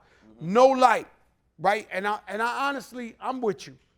I think some violence would have went down if that game would have went down. yeah. Because we was on it. We was on it, and you know, and they not punks. They on it too. So we was just like, we went there like 100 deep with just all army fatigue. The whole, we came on some bullshit.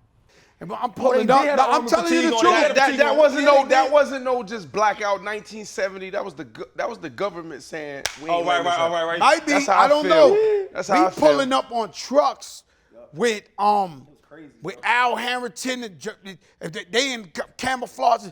We playing shit like, who run it? Who run it? It's like we coming up in there on some bullshit. Every guy you ever heard of that came out of jail in New York City came with us. Like it was just ugly, scary, like really ugly. It was about 30, 40,000 people out there, and the blackout happened. Boom. And there was no game. So now the only thing that worked is the radio. And so what made it more tense was that the radio worked. So Funkmaster Flex was on Hot 97 and Jay-Z. Because till that point, it wasn't like violence. Jay-Z, I know this part. Jay-Z, OG Wan, Steve OG Stout, Wan. they went on the radio. And they was talking crazy. So now, forget the Rucker, the whole city, all they could do is listen to the radio. And they talking, yo, we gonna take him out. This guy, nah, they get me in my shit. Where I'm like, oh no, now this ain't just ball. We coming on some bullshit. Like we okay, really? So, and then Shaq got on the radio and said he was gonna play. I said, Shaq, I'm gonna break your ankles, man. You ain't coming in that park. I'm gonna fix you.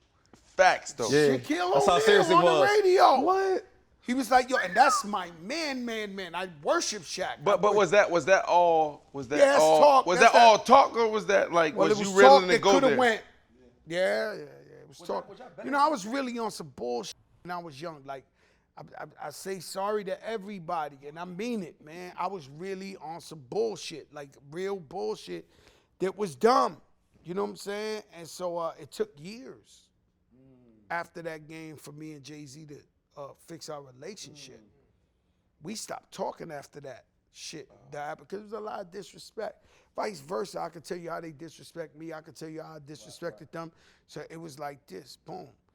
And then, you know, we finally got back together. I'll tell you the story. A friend of mine invited me to the Heat game. So he said, yo, I got courtside. You want to come? I said, yeah. So when I show up, he did the same thing to OG Wan. Now, OG Wan is Jay-Z's Main best man. friend. That's right, main man. So now I'm stuck in the seat with Wan. He loved basketball, and I love basketball. And the next thing you know, we start joking, talking shit, this, that. He never talked to me because of Jay-Z. Right. You know, so we start joking, this and that. And the next thing I know, I went to a Michael Jordan party, All-Star Weekend, and Prince was performing that night. And so we in there, you know, everybody in there. Hold there? Hov is there. Okay. I didn't know he was there, right? So I'm up in there, everybody in there, Michael Jordan, he iced out. It was a movie, right?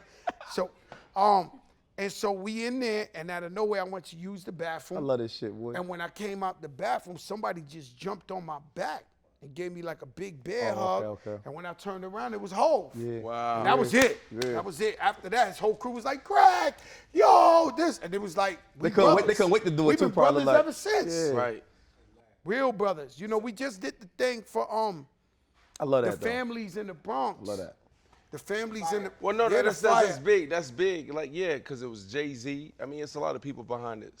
CeCe Sabathia. No, everybody Everybody. pitched in. But you know, I'm from the Bronx, and you know how that go. You know, something happened in the Bronx. Everybody waiting what Joe gonna do. You know what I'm saying? And the young brothers like A Boogie was one of the first ones to call me. He was like, yo, big homie, we gonna follow your lead. What you gonna do?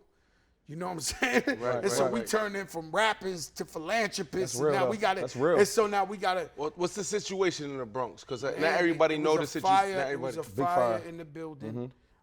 17 people died, mostly kids. And so in the building, and so there's people homeless now. It's below 0 in New York. It's like just freezing. there. Right. So it's like people died, families misplaced, people homeless. You know, a lot of them are Africans from Gambia, so they Muslim, so they got to get buried the next day. Like, they can't wait around for the money to come. They got to get buried.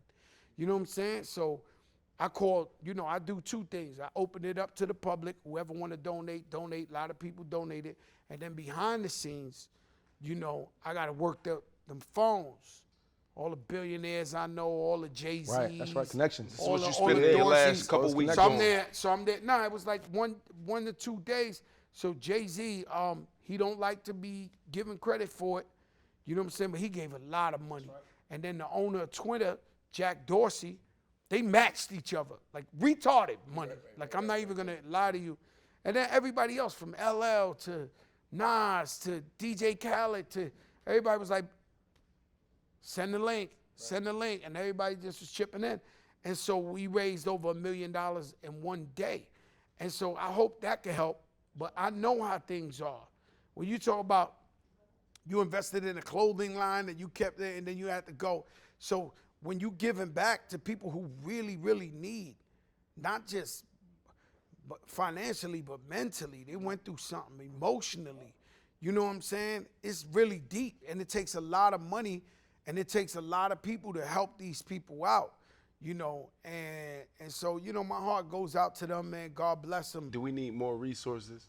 Of course we do. You can go to Fat Joe's Instagram, link the bio, and donate to Bronx Fire, and it's with the Mayor's Fund. So we made sure Rock Nation, shout out to Desiree Perez and Dania Diaz, they know a lot about philanthropy, so we want to make sure we don't give it to crooks. Right. So what happens with the reason why we're skeptical, the reason why you gave the lady $5,000 and we gave $20, he's skeptical. Right. He don't know if it's gonna go, so he gonna just give her $5. So with me, I'm very skeptical myself about who I give money to, because what happens is they say a foundation, For the Kids Foundation, right? They raise $1 million. Let's just say, hypothetically speaking, they raise $1 million. Now, the guy who made the foundation, he might be a scammer and say, all right, I'm the president of the foundation. I want to get paid $800,000 a year. That happens all the time. And then I'm going to give the people $200,000. That's how they get down. All the time. Right. So we linked up. We made sure we linked up with the Mayor's Fund, that they give 100% of the money that's donated back to the people, the families, the funerals, get them apartments, get them furniture, get them food, get them clothing, women's hygienes. And so we linked up with the right people, so they could just go on Fat Joe Instagram, go to the bio, and donate. The biggest thing, and we know, we know this. I'll give you 15 for that, for my foundation, Shades of Greatness. I'll definitely. And I'll match you. 15. I'll do 15 grand. I'll match you with the 15. This rich people. I'll match you with the 15. But a lot of times we know this. As my bad, Chef. People lost a lot. You know what I mean? 15. Yeah, but we know this as athletes.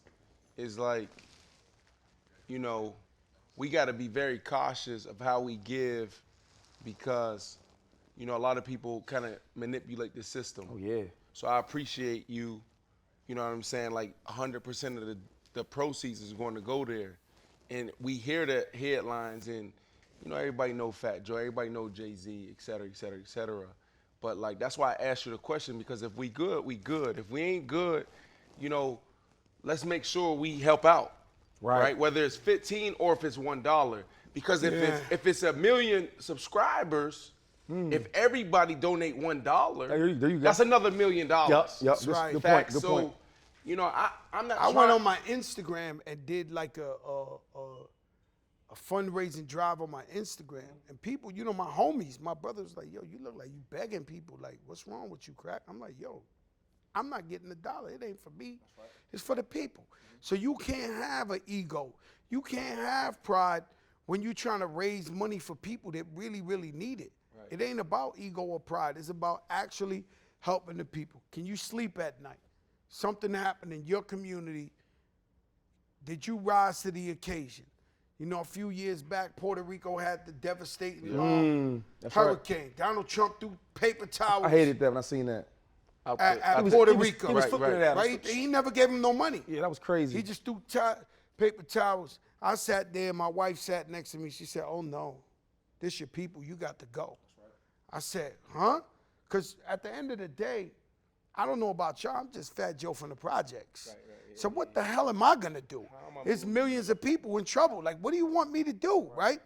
So, but then we sent 4 airplanes out to Puerto Rico, over 1 million pounds of women hygienes, water, this, that. We went out there to make sure the people got it. And so the whole New York came together as a collective effort, and we paid for the planes. These planes was like $250,000 a plane, right? But to send them out there, but you know, we did what we could do.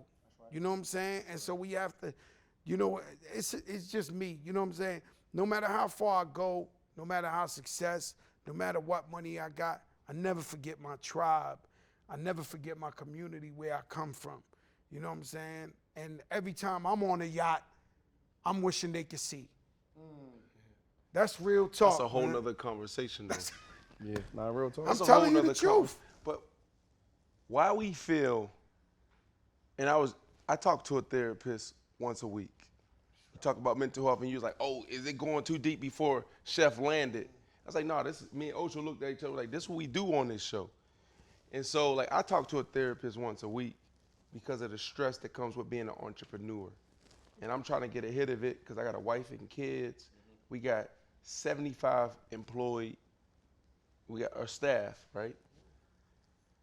And so I talk to a therapist, and one of the things I always talk about is like, damn, like when I go snowboarding, or if I go to Italy, or if I go to the French Riviera, I had a sense of entitlement. And the sense of entitlement is like why my mom can't experience this, why my brother can't experience it, or why the hood can't experience this. Because I come from Pittsburgh, Pennsylvania, the east side, East Liberty, where it's the poorest county, the town of all of Pennsylvania. And so I almost have that survivor's remorse. That survivor's remorse. And we all have that. And then you also heard the saying everybody can't go. Right?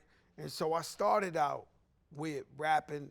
I made my first millions of dollars. I never thought I would make millions of dollars. I would have 50 guys with me. We all had the same Cadillac truck. We all had chains. Everybody go to jail. I bail them out. I pay for the lawyer. I this, that. One time I sat all 50 of them together. We was at the Ritz-Carlton in Puerto Rico. We flew there on 2 private planes. I'm the only one with money. So I'm sitting there one day, I can't sleep. And I'm looking up at the ceiling. I said, you know what? Call everybody. So all 50 of the guys come, and I say, yo, listen, man, shit ain't the same. I ain't got it.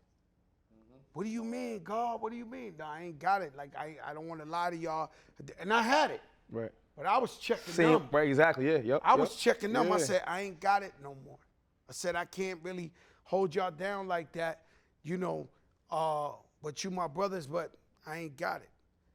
Out of the 50 guys that was there, only 6 of them said, yo, if you dead broke, I'll be with you, man, no matter what, every day. That's crazy, Those bro. are the 6 guys that's still with me now. Yeah. Right. You get what I'm saying? Right. So God let me, he always give you, it's always a lesson.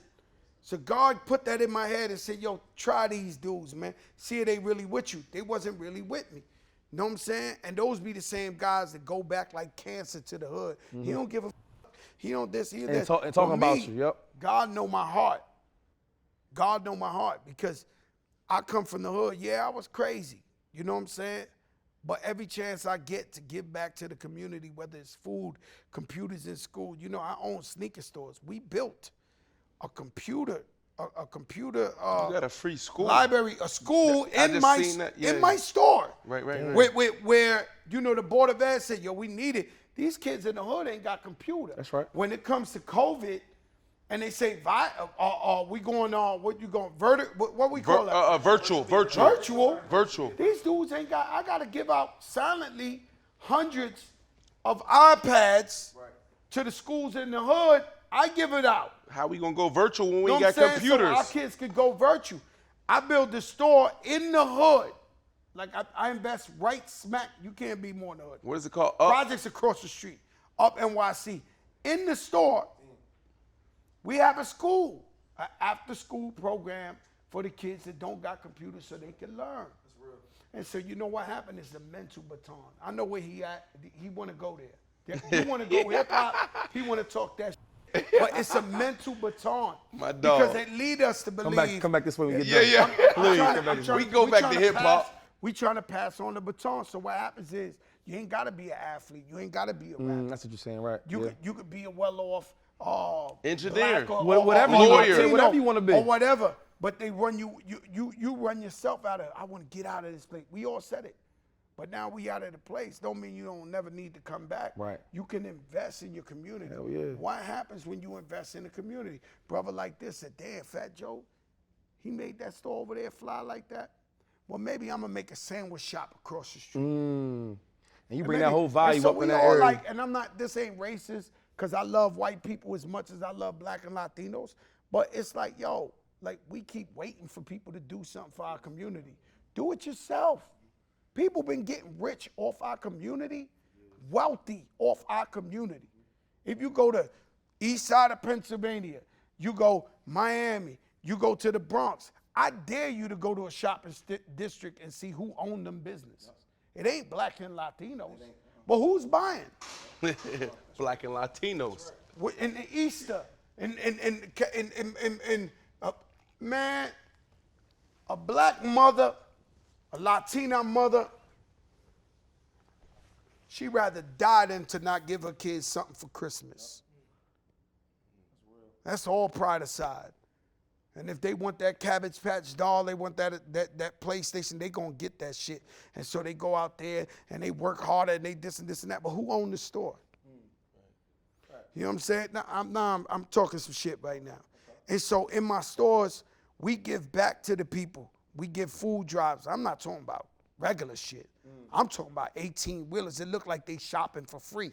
Motherfuckers like produce. That Frank Lucas. Yeah, bigger, right? Right. So we do that, and it's so disgusting that I see some of the other store owners on the line to get the free food. And these people rich. That's crazy. It's just crazy in the hood like that. So I'm telling everybody out there, don't be scared to invest in your community. Don't be scared to employ 75 people. I employ maybe 75, 100 people too. Real talk. When COVID hit, You're right. all my was closed. I didn't cut off one employee. Ah! I paid every employee. I paid every single employee during COVID. I was scared to death. I didn't know what the was going on. Woo! But ain't nobody walking around talking about, yo, this man ain't pay us. Right. You Hey, understand? that's my good. energy, though. I like That's my thing. That's why I go so hard. And people like, yo, B, why you making this move? Why you making that move? Because I look at, like, when Bianca came out and she did the business, COVID hit, bro, same thing. I got cash sitting aside because the football money. Right. Now I'm entrepreneur. You better than me. 'Cause But I ain't had but cash. crack, here's where I'm at. Crack for 2 years. Every 2 weeks, $125,000 that I'm paying for payroll. Every 2 weeks. Every 2 weeks. So when you step to me and you talk about business, I respect it. bro, I got Now tears. let's go back. I don't Let's want to go have back. tears in my eyes, but that's what I'm talking about. Let's go back. You But feel me? Let's go back to what you told me. You said Nori. Nori is my brother. He's probably my best friend in the music industry. He's the realest. He's the most loyal in the world. And he told you he got more billionaire friends than anything.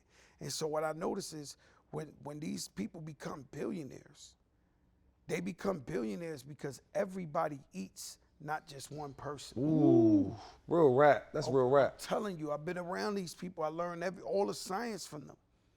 I might not be a billionaire, but I move like one. Trust me when I tell you, these people make sure everybody eat. Why? Nobody need to steal from you. And when everybody eat, they feel like this is our shit. Yep. We protecting this shit. Let me tell you something. I'm gonna tell you some shit. I'm not saying this is bragging or nothing like that, and this is, thank God this happened. But when they were looting in New York City, there's 277 sneaker stores in New York City.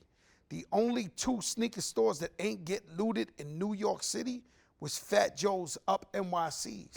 Not because I'm tougher than nobody, because they said, nah, The respect. this guy feed us. This guy gives us food. This guy gives a computer. You got to be f***ing kidding me. You can't go in there. Right. And so I went out there. We went out there. You know? The Pistol Pete's. Yo, meet at them stores, B. Right? Pistol Pete, baby. When we get there, gooned up, the community say, nah, Papa. Why you wasting your time even doing that? You They don't got need you. to be here, Papa. Ain't nobody touching this. Nobody touched this. And so, and that's what it's about, man. When you show these people, when you give them hope, when you give them opportunity, and then what you gonna do, right? I'm gonna tell you something. I went to Biz Markie's funeral, Reverend Al Sharpton. He said the eulogy. He said, when you gone, that car, somebody else gonna buy that car, somebody gonna buy that house. So he pretty much was saying, it's cool you got shit. It's cool you came up, but what did you do while you was here? How did you help the people? How did you affect? Now you gone. God forbid, we all gonna die. Right. We all gonna transition. How do you affect the people? What do you do for the people?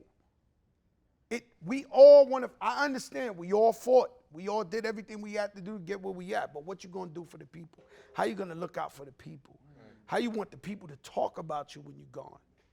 You want them to say you was arrogant, cocky? We know a couple of those. Right. We know a couple of those people. We come up in there, we go in the studio.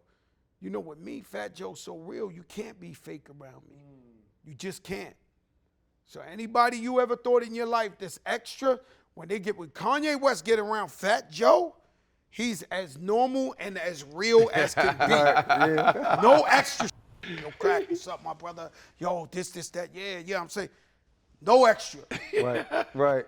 He's like, oh, don't invite me.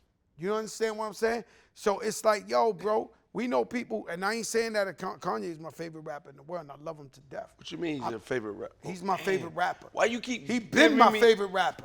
So, but what I'm saying to you is, and I won't turn my back on him, no matter what he do. Right. I Kanye the hard way. He's a genius. He's incredible, and I with him. Okay, a lot of people we cool with, they don't vote like us, or they don't agree with everything, but we gotta fuck with him. He made Jesus walks. But that show you his heart though. Like you care about your people. So like knowing your background, you know what I'm saying? People don't know that he discovered a lot of people, dog. And now I hear you talk in your story. That's the way of discovering people, giving them an opportunity. You talked about that. So knowing that you really give a lot of cats You know, when we was little, opportunities, man, dog. we played with the ball, you play with the football, and you won't let your cousins play the ball. You play the basketball. Me. Yeah. That's what they do. Mine, Yep. me. Mine, that's the word, mine. Me, mine. Right, you don't want to share. What did you do, bro? What did you do? My most proudest is when I walk in Khaled's house. I put him on, bro. I discovered him. He put Khaled His on. ceilings is so tall. His marble's so white. Right. I do the and he hate me. Yo, Khaled, don't be mad at me, Nicole. You my sister. But I do the Here we go. Dave Chappelle show. Yeah, what? I do the Rick James. I step on the white couch. Dirty that shit. And I sit there. Right. And the people that work there be like, man, El Gordo, fat boy, crazy. Yeah. And then the other one whispered, yo, he put him on. They be like, shh. And I love this shit. They say, they make me a steak, this, that, and I get to leave. You get whatever you want. I get what I want. So you go to Khaled's house, you say, I want shrimp, and you get shrimp. You want steak? You Put him on. You ain't even That's gotta what you mean. tell him like this. The Let dude me that tell you draft the something. Jew, he put you This on. man, I respect this that. man, hold Yeah. on, let's do this right. This man gives back so much to the people. Shout out to Khaled. And he looked like he brag and this. That's one thing he don't brag about. Is he give back. So there ain't a charity don't come at him that he don't get that money to. Like this. He look out for everybody. And when you come and you his family, he gonna treat you like $1 million. Everything you see with his family, his kids and all that, he's that. He ain't fronting, bro. He ain't front. You be sitting next to him and be like, oh, what's up? I love you Word. so much. Yeah. You be like, yo, my man, come on, man. Like, calm down. Him. You know, That's him. That's him. Wait, when was that when you found him? I came down here to Miami. Oh, that man, that's a long story, man. I gotta We're never hear getting it. out of We here. gotta hear it. I met Khaled in 1992. 1992, it was him. In Orlando. No. It was him. He was from about Orlando, but it was him and DJ Nasty from Orlando. He used to live in Orlando, but he was in New York at this music seminar. Okay. He had my album in his hand before it ever came out. So I'm like, yo, my man, what you doing with that album? You know, back in the day, you think they bootlegging your shit. You don't know. Right. So, It yo, get my real. man, what It you get doing real. with It's that before album? the streaming and all that. No, I'm a fan. I brought it so you can sign it. You know, I'm a DJ. I got it. So, boom. It was something so special about him, something so charismatic about him, right? Boom. So I kept in touch with them. Next thing you know, I'm down in Miami, right? And I'm chilling with my wife. We at Wet Willie's. That's when you still going to Wet Willie's back in the day. Yeah. Right? I'm sitting. I know. He don't know Wet Willie's. He young as hell. You don't know Wet Willie's. School They bus know Wet home. Willie's. Yeah, School, right, what they right, say, right. call a cab and I'm at that call it level. Superman. I'm drinking That's the blue one. in front of Wet Willie's. No, the It's blue and red. on, That's how you dog. know you don't know. It's blue and red. Oh, Talking about baby. it's, Khaled right. come. Khaled walk up out of nowhere. This is a skinny Khaled. He walk up. Yo, A skinny Joe. Khaled. Then He you go walks fat up. shaming again. He goes, yo, Joe, what's up? I say, yo, what's up, man? Yo, taking over Miami. I'm going to take over Miami. I live here now. I'm going to take over this, that. I said, yeah. He said, yo, man, can I rep Terror Squad? And I said, you can rep Terror Squad. You Terror Squad, Khaled. You know, I'll you. This and this and that. Boom. Fast forward. Give me like 6 months later. I used to be scared to fly, so I used to drive everywhere. So I'm driving into Miami, and all of a sudden, because you know at that time, Luke and them boys had this thing on, Smash. Yeah. So all you heard was, don't stop, pop that, don't, I'm on it right, scrub the floor, scrub. That was on, bro. Little Chad like that. Look at Chad. He want Yo, to dance right listen. now. Yeah, go. Hit it one more time. Miami, Hold on time. I want to rock. Hey, what's up? Yo, listen. Chad, you know what I'm talking about. Yeah. That was 2 Live Crew. Every record. If you listen to the radio, it was just dumb. They act like no other artist existed in America. So I'm driving up, and all of a sudden I look at this little bootleg radio station. I hear Mobb Deep. I hear Wu-Tang. I hear Fat Jokes. The first time, I've been coming to Miami for so many years, first time I heard that type of music on the radio, I'm like, oh, it was mixed 96. We trying to fix, it's the bootleg station. I'm like, oh, and all I hear is, it's the Don Gargamel. It's the DJ Khaled. Terror Squad Zone. I'm the leader. So I'm like, oh. Yeah. I think Pun was with me. So we like, oh, Khaled made it. The motherfucker. He told you. We going crazy, right? So now we listening to him. He said, 1-800-36-4. 187. He's telling the number. You want to make? We call him. The phone rings. Who this? Yo, this is Fat Joe. Oh, every day. He stops the music. They don't believe me. I'm Terror Squad Zone. Dropping bombs. Is this really the Dawn on the phone? I said, yo, Khaled, you Terror Squad. Then Pun gets on. Yo, Khaled, this Pun. Oh, my God. Like, he making this movie. Yo. He winds up giving us the address, and we pull up and we rap on that bootleg radio for like 2 hours straight, me and Pun. Rapping on the radio, spitting this. He's DJing beats and shit. And so that was like the birth of us like really being tight and family. And it was because of Khaled and Cool and Dre. You know, Fat Joe wouldn't be where he's at this long in life and longevity in the game. Because, you know, when I hit 40 years old, I went through depression. So it's my birthday, and I'm sitting in Plantation with the golden walls marbled out. I looked at that crib. When you were selling that, I was like, when I got traded from Denver, It's looking like a movie out there in Plantation. Don't lie to these people. Yeah. Movie theater bigger than the city. I put an offer and you ain't to accept my offer. Damn, man, I should have, man. So I go like this. I sit there like this. I said, boom, I'm depressed, sinking in the couch. And then Dre walks in. You know, Dre all tall and shit. Right. He walk in, he sit down. Yo, Dre's an ill dude. We call these guys Jedis. Guys that's so witty and so smart, they Jedis, right? So Dre sits down. He's like, yo, God, what's wrong, man? I said, yo, I'm 40 years old, man. Ain't no popping 40-year-old rappers. He said, listen, God, Tina Turner ain't have her first hit till she 48. I said, huh? What? He was like, Tina Turner, what's love got to do with? She was 48, God. What are you talking about? You need to come to the studio tonight. Let's cook some shit up. And he just motivated me to where I got back on that field. You know what I'm saying? I got back on that turf. I put the cleats back on. I said, yo, let me get back up in there. So I would never be where I'm at now if it wasn't for Cool and Dre. Tina, she that fine at 48? God damn. You know she was. You seen that movie. I didn't know she was 48 looking like that. You didn't know she was 48 looking like that. Where's the Midnight Train? She had all them abs and all them legs. Tina Turner was, hold on, she before was you go there. possibly the baddest in the world when she was. I dare you go look at the pictures of when she was. No, she's older than us, bro. She It don't matter. But You when don't she like was young, cougars, MILFs? I'm talking about when she was young. All right, but hold on, before we go there, because we get off track. There's so much we can go.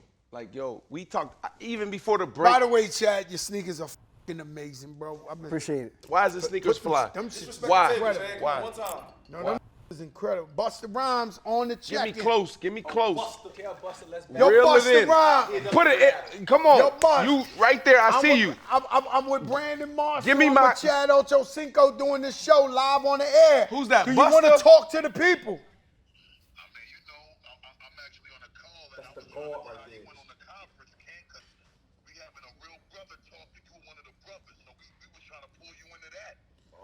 Man, We real brothers. We doing this show right now, man. But yo, Bus, I call you as soon as I leave here. No. Bus know me. Bus, you know Let me. me get it off. Let me get it off. Let me just say this.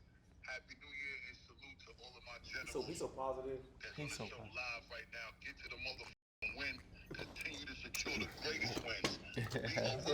I want to battle on URL, caffeine. We just got to put it out there through the talk. I just needed to talk to my brothers with that. Y'all get back to the motherfucking wins that y'all securing, and I'll follow up with y'all after this call that I'm on. Yo, Okay, Bus, you know me. I was on Drink Chats, we talked. I love you. Thank you. I'm coming to New York in 2 weeks, 3 weeks. Can you bless the show in New York? As long as the schedules coincide, man. You know what I'm saying? I'm never. That's a bus line right there. That's a bus line. That's a bus line. He's talking about Yo, the Bus. schedule. The angels come, I can come through safety. Promise and then go back on my word. Have you not heard that your word shall be bond regardless of whom or what, God?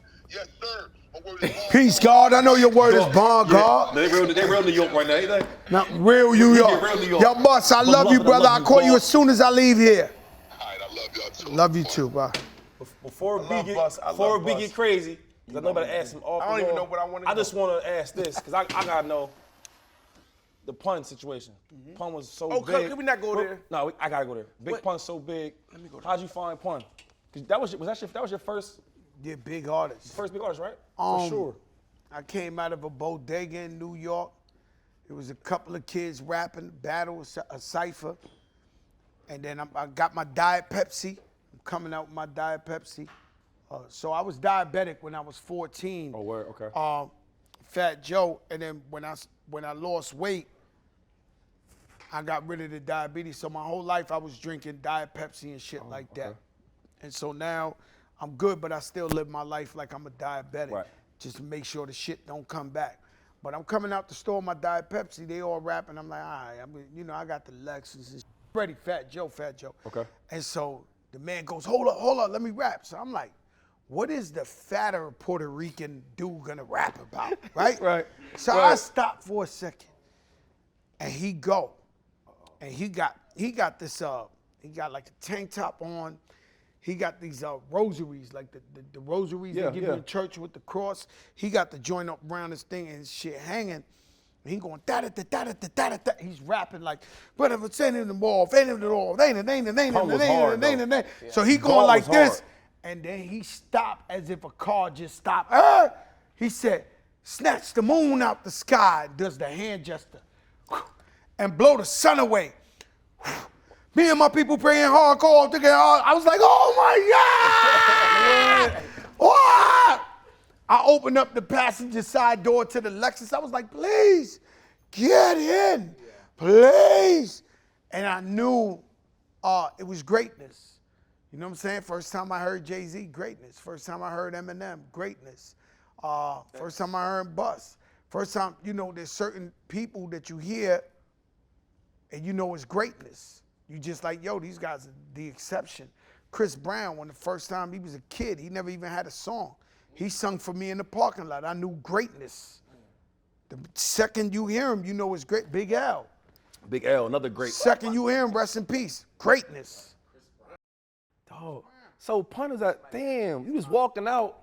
This my opportunity. You ain't heard me yet. Oh, yeah. Chad. You know, he about to freestyle for you. That's what he's trying to go with. He can freestyle right now. But let me explain something to you, Chad. You got to battle AB before you battle Busta Rhymes. I got my money on AB. You tripping?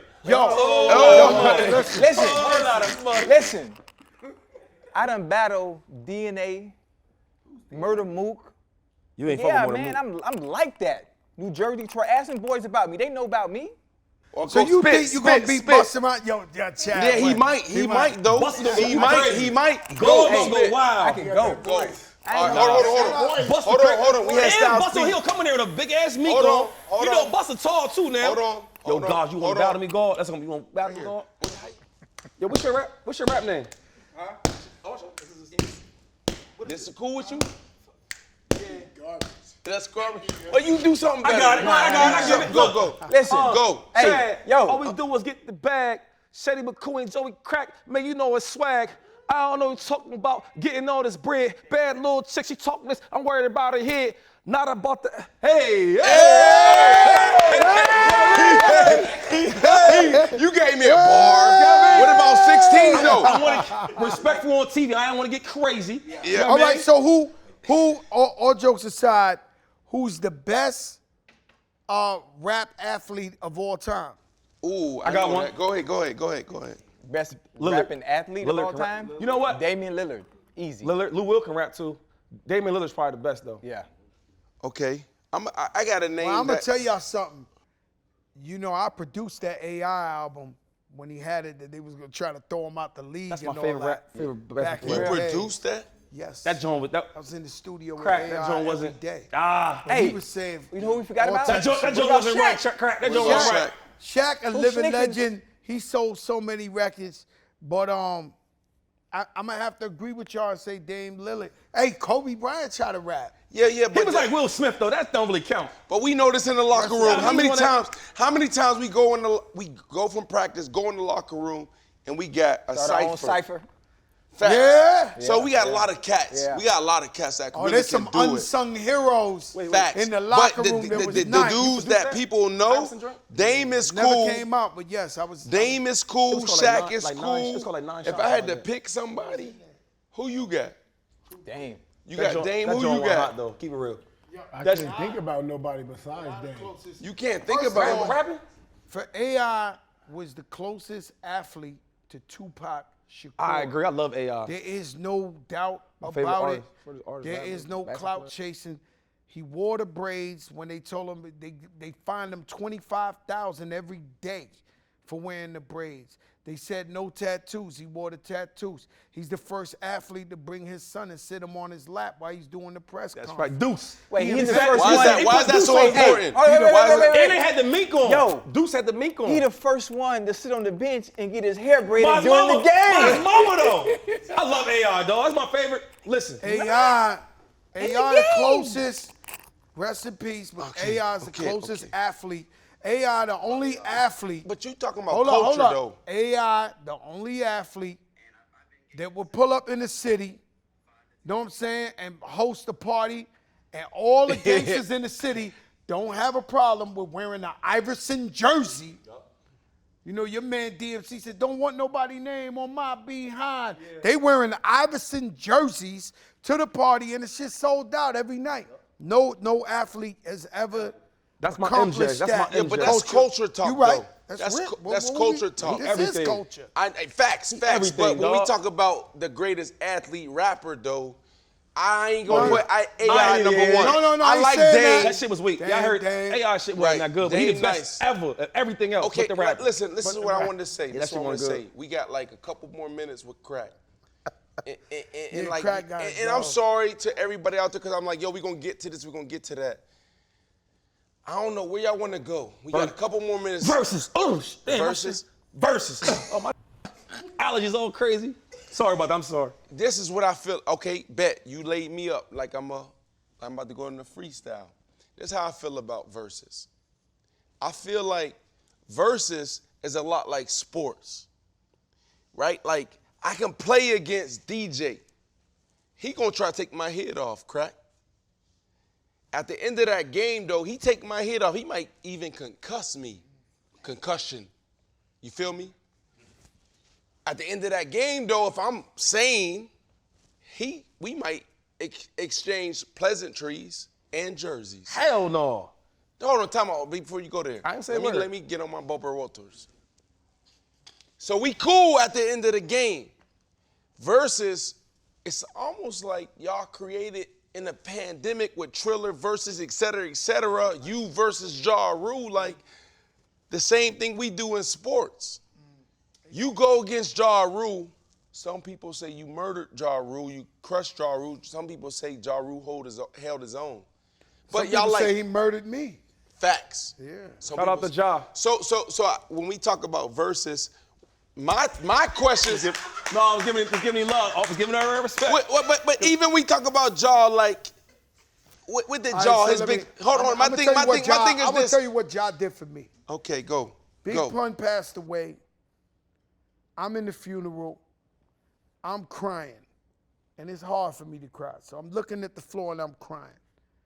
Somebody comes and stands up in front of me and says, yo, sorry for your loss. When I look up, it's Ja Rule. We know he's short in real life. He looked like a giant to me. And I believe God does things for a certain reason. So when I looked at him at the moment, my saddest, downest moment, and I said, this my guy. Right on the spot, I said, this my guy. I know God sent him at that moment right there for a reason. So now, fast forward, Ja Rule, by the way, everybody, has 17 #1 hits. He was Drake before Drake. So now, if you're from this era, He's right. listen, if you're from, I'm just trying to tell you something. If you're from this era and you're like, oh my God, Drake can't lose, well, Ja Rule couldn't lose at one time. Like, he just had hit after hit after hit after hit after hit. There's nothing you could do. Dizzy, right? So, upon that pass, everybody was sleeping on me. My phone rings. It's Irv Gotti in my house. That's when you still got the house phone. He's like, yo, crack. It's like 3 a.m. I don't even know Irv like that.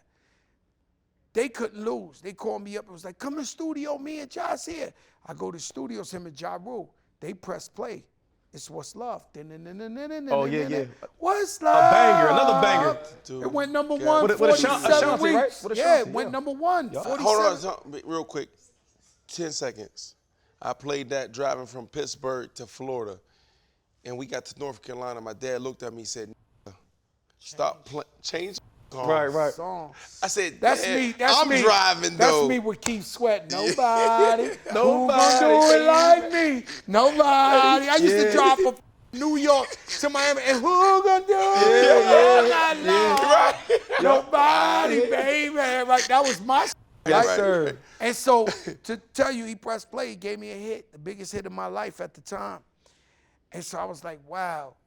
And so he gets into the beef with 50 Cent. Right? That's And my favorite rap of all time. I got to give 50? There you go. Hell yeah. That's your favorite. Yeah. Let's not get there. Go. Finish Don't your say story. nothing about 50 out of I pocket. know, Hold bro. up. 50 now. 50 I my know. man, I'm you trying to tripping. be respectful of your time, but like, bro, we can go for go. This is the last story. Listen. It I ain't go the like last. this. Listen. So I go like this. He just said 50 Cent. He get into beef with 50 Cent. He on top of the world. And so now everybody, when I say everybody, start walking away from Ja. Like he went from being Drake, that you see Kanye the other day with AB, Madonna, that's how Ja Rule was. And when he caught that smoke, nobody stand next to him. At that, because 50 Cent was he was like some we never seen in America. It was a typhoon. So everybody that's cool with us, other rappers, is like, yo, Crack, like, you get away from that boy. Get away, chill, like, don't be next to him. And I was like, y'all talking about, I done went to war with murderers, not rappers, right? So I'm not in real life. People that kill. Like, I'm like, nah, come on, this I don't give a. So everybody, if you want to know everybody, if I say Remy, if I say this, my closest people was like, yo, bro, stay away from this guy, right? And so New York, I got 100. That was my record. Produced by Cool and Dre. That was my record. Yeah. So that was your joint? That was my joint. And I gave that to Ja in the middle of the smoke. What? And I got Jadakiss to get on that song. Yep. So because so I'm riding with, and I'm saying facts, guys. I'm not trying to, but I'm riding with Chris Gotti, who's one of my best friends, and we going to Boston to see KG and them play the Chip, right? We driving, and he plays me this song, but it got Ja Rule singing on it, and it goes, if it wasn't for the money, cars, the jewels, and keys, and all the things I got, it's Ja Rule on the hook. So I'm riding with him, and I said, yo, Chris, if R. Kelly sung that hook, that would be the biggest shit on the earth. So Chris don't lie. He's like, yo, it's hard. People ain't trying to stand next to Ja. I fly to Chicago and convince R. Kelly to do that song for Ja Rule. And that was enough. 50 Cent was like, oh, this fat dude got to get it too. He strengthened him. He got to get it too. Right. He strengthened this dude. He in the line of fire. He gotta go. So that started the me and 50 Cent beef. Now, I'm just trying to give you the whole scenario. Right. Now, fast forward, 2021. Okay. Yesterday's price is not today's price. Right. Facts. Yeah. Joe Crack on top of the world, Viral Mania. Won't stop winning. I put out a hit this year. It was number 5. By the way, I put out a hit. I was on the turf this year. I put out a hit. Number 5 in America and in the world, The Sunshine. We ain't got that sunshine, boy. I think I need. Don't get it f***ed up. Right. Yeah. I'm on fire. Talking crack. Go ahead, talking crack. Verzuz is popping. They keep trying to get me. They keep trying to, yo. I'm like, I'm not doing Verzuz. Why? Let's go back to the blackout and the Rucker. I'm a sore loser and a worse winner. I'm terrible. Like, if I beat you, you're going to want to beat me up. You're going to want to beat my kids up. I'm so foul. So I didn't want to get in there because I said, damn, man, this celebrating culture and I'm going to look crazy, which I did look crazy, right? So I go, boom. So then Swiss come and say, look, look, this is all about celebrating culture, but I'm telling y'all some real shit. He came with the bag. You know that bag that you went in box for a bag. Right. You caught a bag when I was at that fight. I seen you fight. I said, damn, he got a bag. Got a bag. So when he come to me with the bag, Gotta the do it. involuntary, Gotta there's do nothing it. you could do. Yep. My wife, my daughter, they was so mad. They was like, no, why are you doing this? We doing great. We winning. We this. Why you want to do this? You got everything. You got money.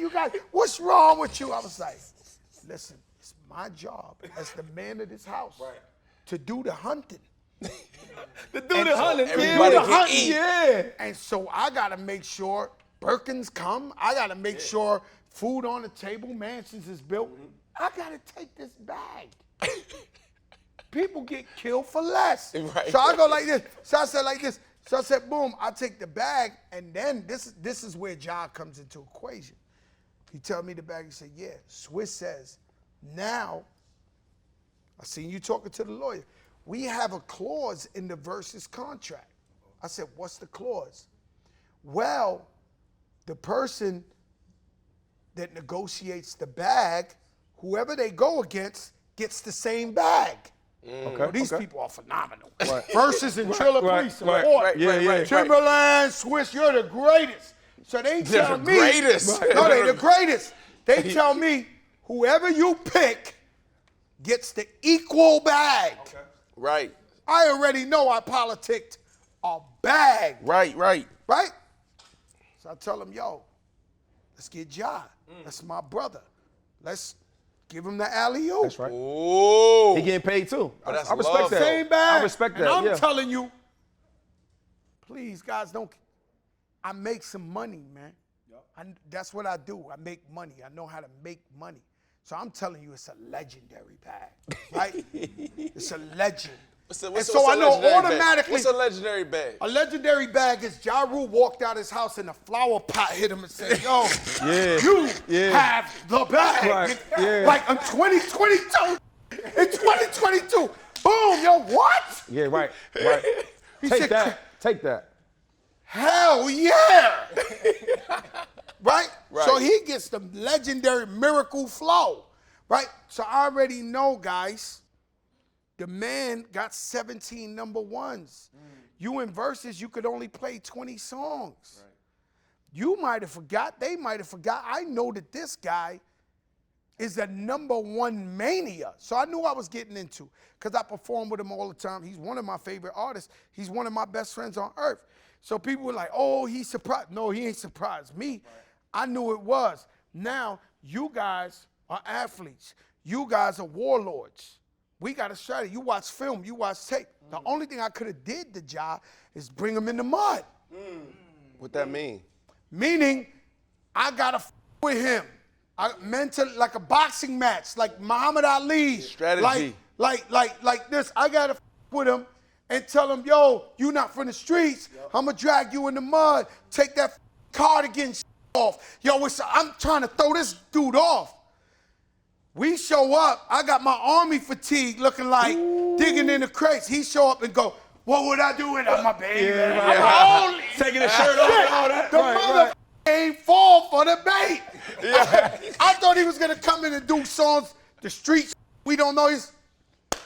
It must be the ass. I'm up in about the 10th, 11th song. That's like, body blow. I'm in there, I'm like, oh my God, I'm trying to get through. Because on the Instagram, you was talking trash to him, though. No, you trying to sit. He was talking trash. I seen that. Bro. And he was all nice about it. Let me explain something to you. If you didn't have 2 million subscribers, Manscaped wouldn't fund the bill. So we can't just take a check in Verzuz. The ratings got to be off the hook. Right. We are providing the service. With Joe, people come and watch. Right. It's one of my best friends on earth.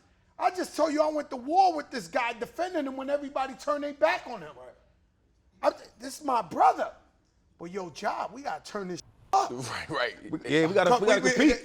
This shit broke a record with the ratings. It broke a record. We had 2.2 million people watching at one time. Over everything? Live, too. That's live, though. Over Jay-Z? Not Jay-Z never did a battle. No, But they were 2 million live, Jeezy though. and Gucci? Yeah. No disrespect, yes.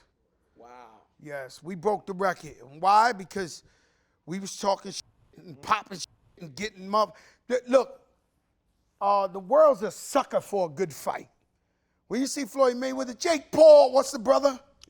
Logan. Larry Paul, I'm gonna kill you. Larry Paul. Took my hat. That's all. Did we not spend $69.99 to watch this?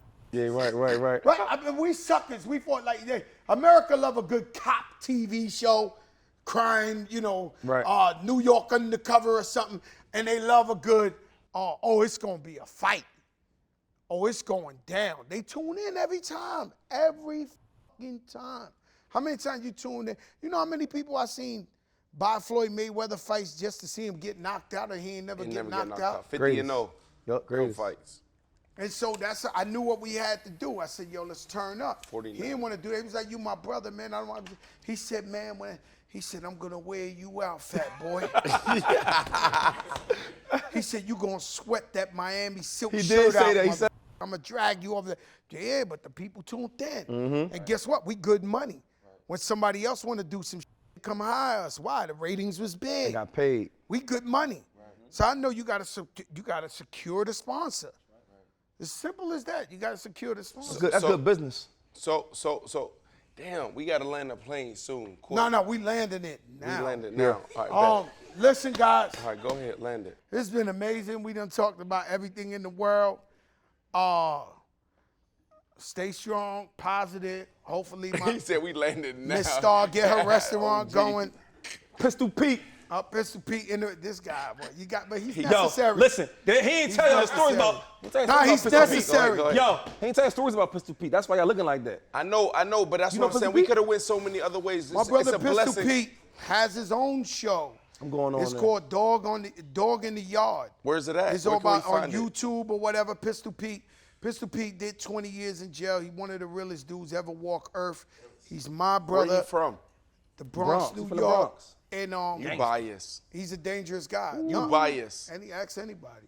Go to LA, ask LA. That says being a Miami, tunnel ask acting anybody. crazy. We talked about a lot of stuff, right? Yeah. And the people listening, where my goddamn camera at? The people listening at home, success, it all started because of one thing, the D word, discipline. However long this segment goes, discipline. Everybody start a New Year's resolution. Are you gonna have the discipline to finish off the small things? Don't fool yourself. Don't mind yourself. Discipline. It's pretty simple how he got to where he is, because you heard the story. The past hour, 2 hours. 3 hours. 3, however long we've been here. Discipline and work ethic. Stop trying to take the easy route. You got it out the mud, right? What? You want to hear the mud? He ain't I'm been from to- the you- project. he ain't been to the You Bronx. said we ain't He got no been to the more Bronx. time. Hold on, let me tell you You said something. we ain't got no more time. He not said- even want to talk. I'ma go I back heard to I the landed. last talk. thing. You right, you ended it great, but let me tell you something. I'm from the projects where the buildings is rusty. If you see how they built the shit, if you went to a roof, you would feel this shit was almost like the Colosseum in Italy. They made all the buildings, 145 families on top, and everybody got 9 sons. So when you up Clayton, you gotta fight Dexter. When you beat Dexter, Miguel's next. You gotta fight their big sister. You gotta fight everybody. Right, You don't just win Right. the Jacksons. You gotta the whole Jacksons up. Everybody gotta come out, right?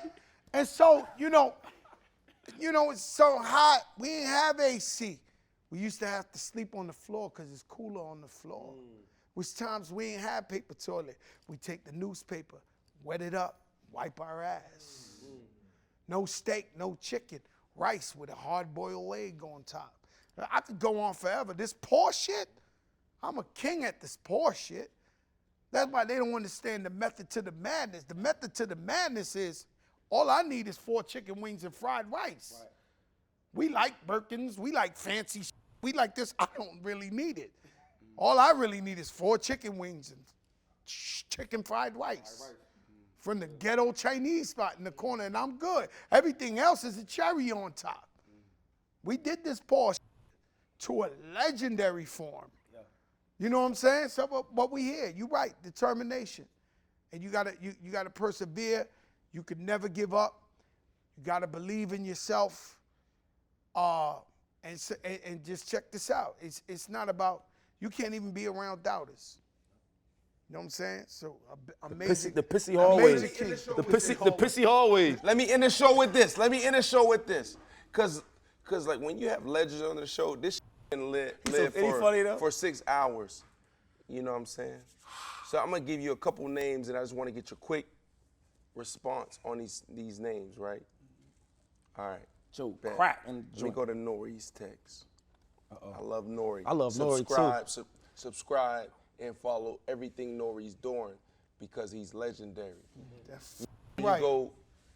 His you wife go is follow- opening up a juice bar here in Miami. Tomorrow. Go ahead. Go ahead. I want Speak Nori it. in the verses. He's nice. Speak it. Got Go hits. ahead. Go what Big you hit. said. Nori's wife. Like let's Nori's support wife you. has a juice bar called Juicy Juice, and it's opening up soon. Please support the movement. And then also make sure you go follow. I didn't Crack. say we out the mud. We got my brother Jumaane Williams, who's running for governor of New York City, talking about, Joe, thanks for your support, this and this and that, the contribution. You know, yo, it ain't where you start, it's where you end up. You got the guy running for governor of New York City talking about, yo, thanks for your contribution, bro. You know, we truly appreciate you, this, that. Come on, man. I'm going to give you a couple names. Raul. Raul is top 5 friends. He's my brother. He's the guy you see with the big TS like this. It could be Compton. It could be New Orleans. It could be the Bronx. It could be Puerto Rico. There's a reason why this man's been walking around with a TS as big as a cereal box in every hood in the world. You know who I'm talking about if you see him. He's probably the most loyalist one. Okay, facts. Rick Player. Rich Player is my brother, who I tell you, he's a legend out here for coaching the kids and winning so many championships. He the Bulls. He the Carol City Bulls. He won so many championships out here, semi-pro. He just wasn't tall enough to go. Rich Player, you better find out about that guy. He's the truth out here. And he looked Puerto Rican, but he Haitian. Pierre Jos Petrie. Sapase. Sapase Babule. You around and talk about Fat Joe and Haitian, he'll come up, but. All right. Okay. And Hector Camacho, the boxer. Oh, wow. Hector Camacho was one of the greats of all time from Spanish Harlem. This man's a legend, too. On and off. Tragically, he got killed by mistake in Puerto Rico, I think. And tragically, you know, when I was little, man, Hector Camacho, you pull up in Lamborghinis, Ferraris. You know, in the hood, you need hope. You know, he'd go to Toys R Us in Spanish Harlem and buy the whole shit out. He buy the whole shit. I'm talking about the whole store. Like the 10,000 gifts, 10,000 kids was running in that motherfucker. It was free for, you know what I'm saying? He did that before we did that. That's big. No, he did that for real. Right. And he was fly. He was like that New York fly, you know, Spanish dude. He's a great champion, man. Rest in peace, Hector Camacho. Jay-Z. Wow, my brother. You know what I'm saying? He's a blessing. It's an honor to call him my brother. He's about to be the first black owner of a casino in New York City. Hear me out. Black people and Latino people been gambling their whole life. Ain't it weird that we've never owned a casino? The man wants to own a casino, be the first black man to own a casino in New York City. And with the casino component comes the philanthropy, giving back to the community. You have to. If you own a casino, you got to give out tons of money. Yeah. For years, we don't know who they are giving it to, who they giving it to. Yeah. Maybe that's why they schools look like 90210. Maybe they just, and I look like Frederick Douglass went to that shit. Prehistoric. Right. But now, if the man become the first black owner of the casino, we will start putting money in the right hands of the people who truly need it. Last one. Moment of silence. Fat Joe. Fat Joe? Jesus Christ.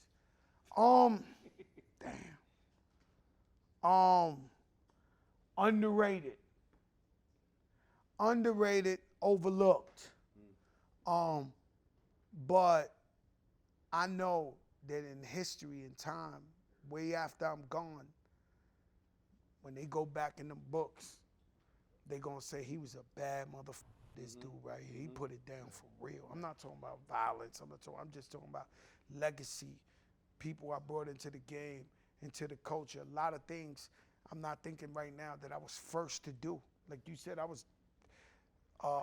No, not only that, I was Nori's guinea pig, bro. Drink Champ started on Fat Joe. Right. They was asking me all type of shit. Like, I was like, that shit blew up. Right? I was the guinea pig. It's so many different things that, you know, I allowed myself to be the first to do. And I love all my people. And so there's a reason why Big Pun's first single was Boricua Morena. Yeah. We've always been about blacks and Latinos as one, as unity. No difference, because we all got f***ed up schools, f***ed up hospitals, up financial situation, up everything. And so what we always try to do was let people know that if we came together, that we'd be so powerful. And so Fat Joe, that's what he always stand for. You know what I'm saying? Everybody together, and everybody's the same. If I got 4 chicken wings, I'll give a white guy chicken wing, black guy chicken wing, Spanish guy chicken wing, and keep one for myself. You know what I'm saying? I'm about humanity. I got brothers that is Jewish. I got brothers that's Muslim. I'm all about people being there for each other. That's all I'm gonna say. Joey fucking crack. We had to fight to get a meal, yeah. Wrongfully accused, we had to fight to get appeals. That's why we right to get a deal. He on the team, he gotta eat, you know, despite your skills. Keep it riding for the fam, you gotta light the wheels straight up. But in the past bad, work up in the trash bag. I'll pass a lot to take the test before I pass class. And my family needed bread, I had to come correct. That's why I keep airing it out like I just passed gas.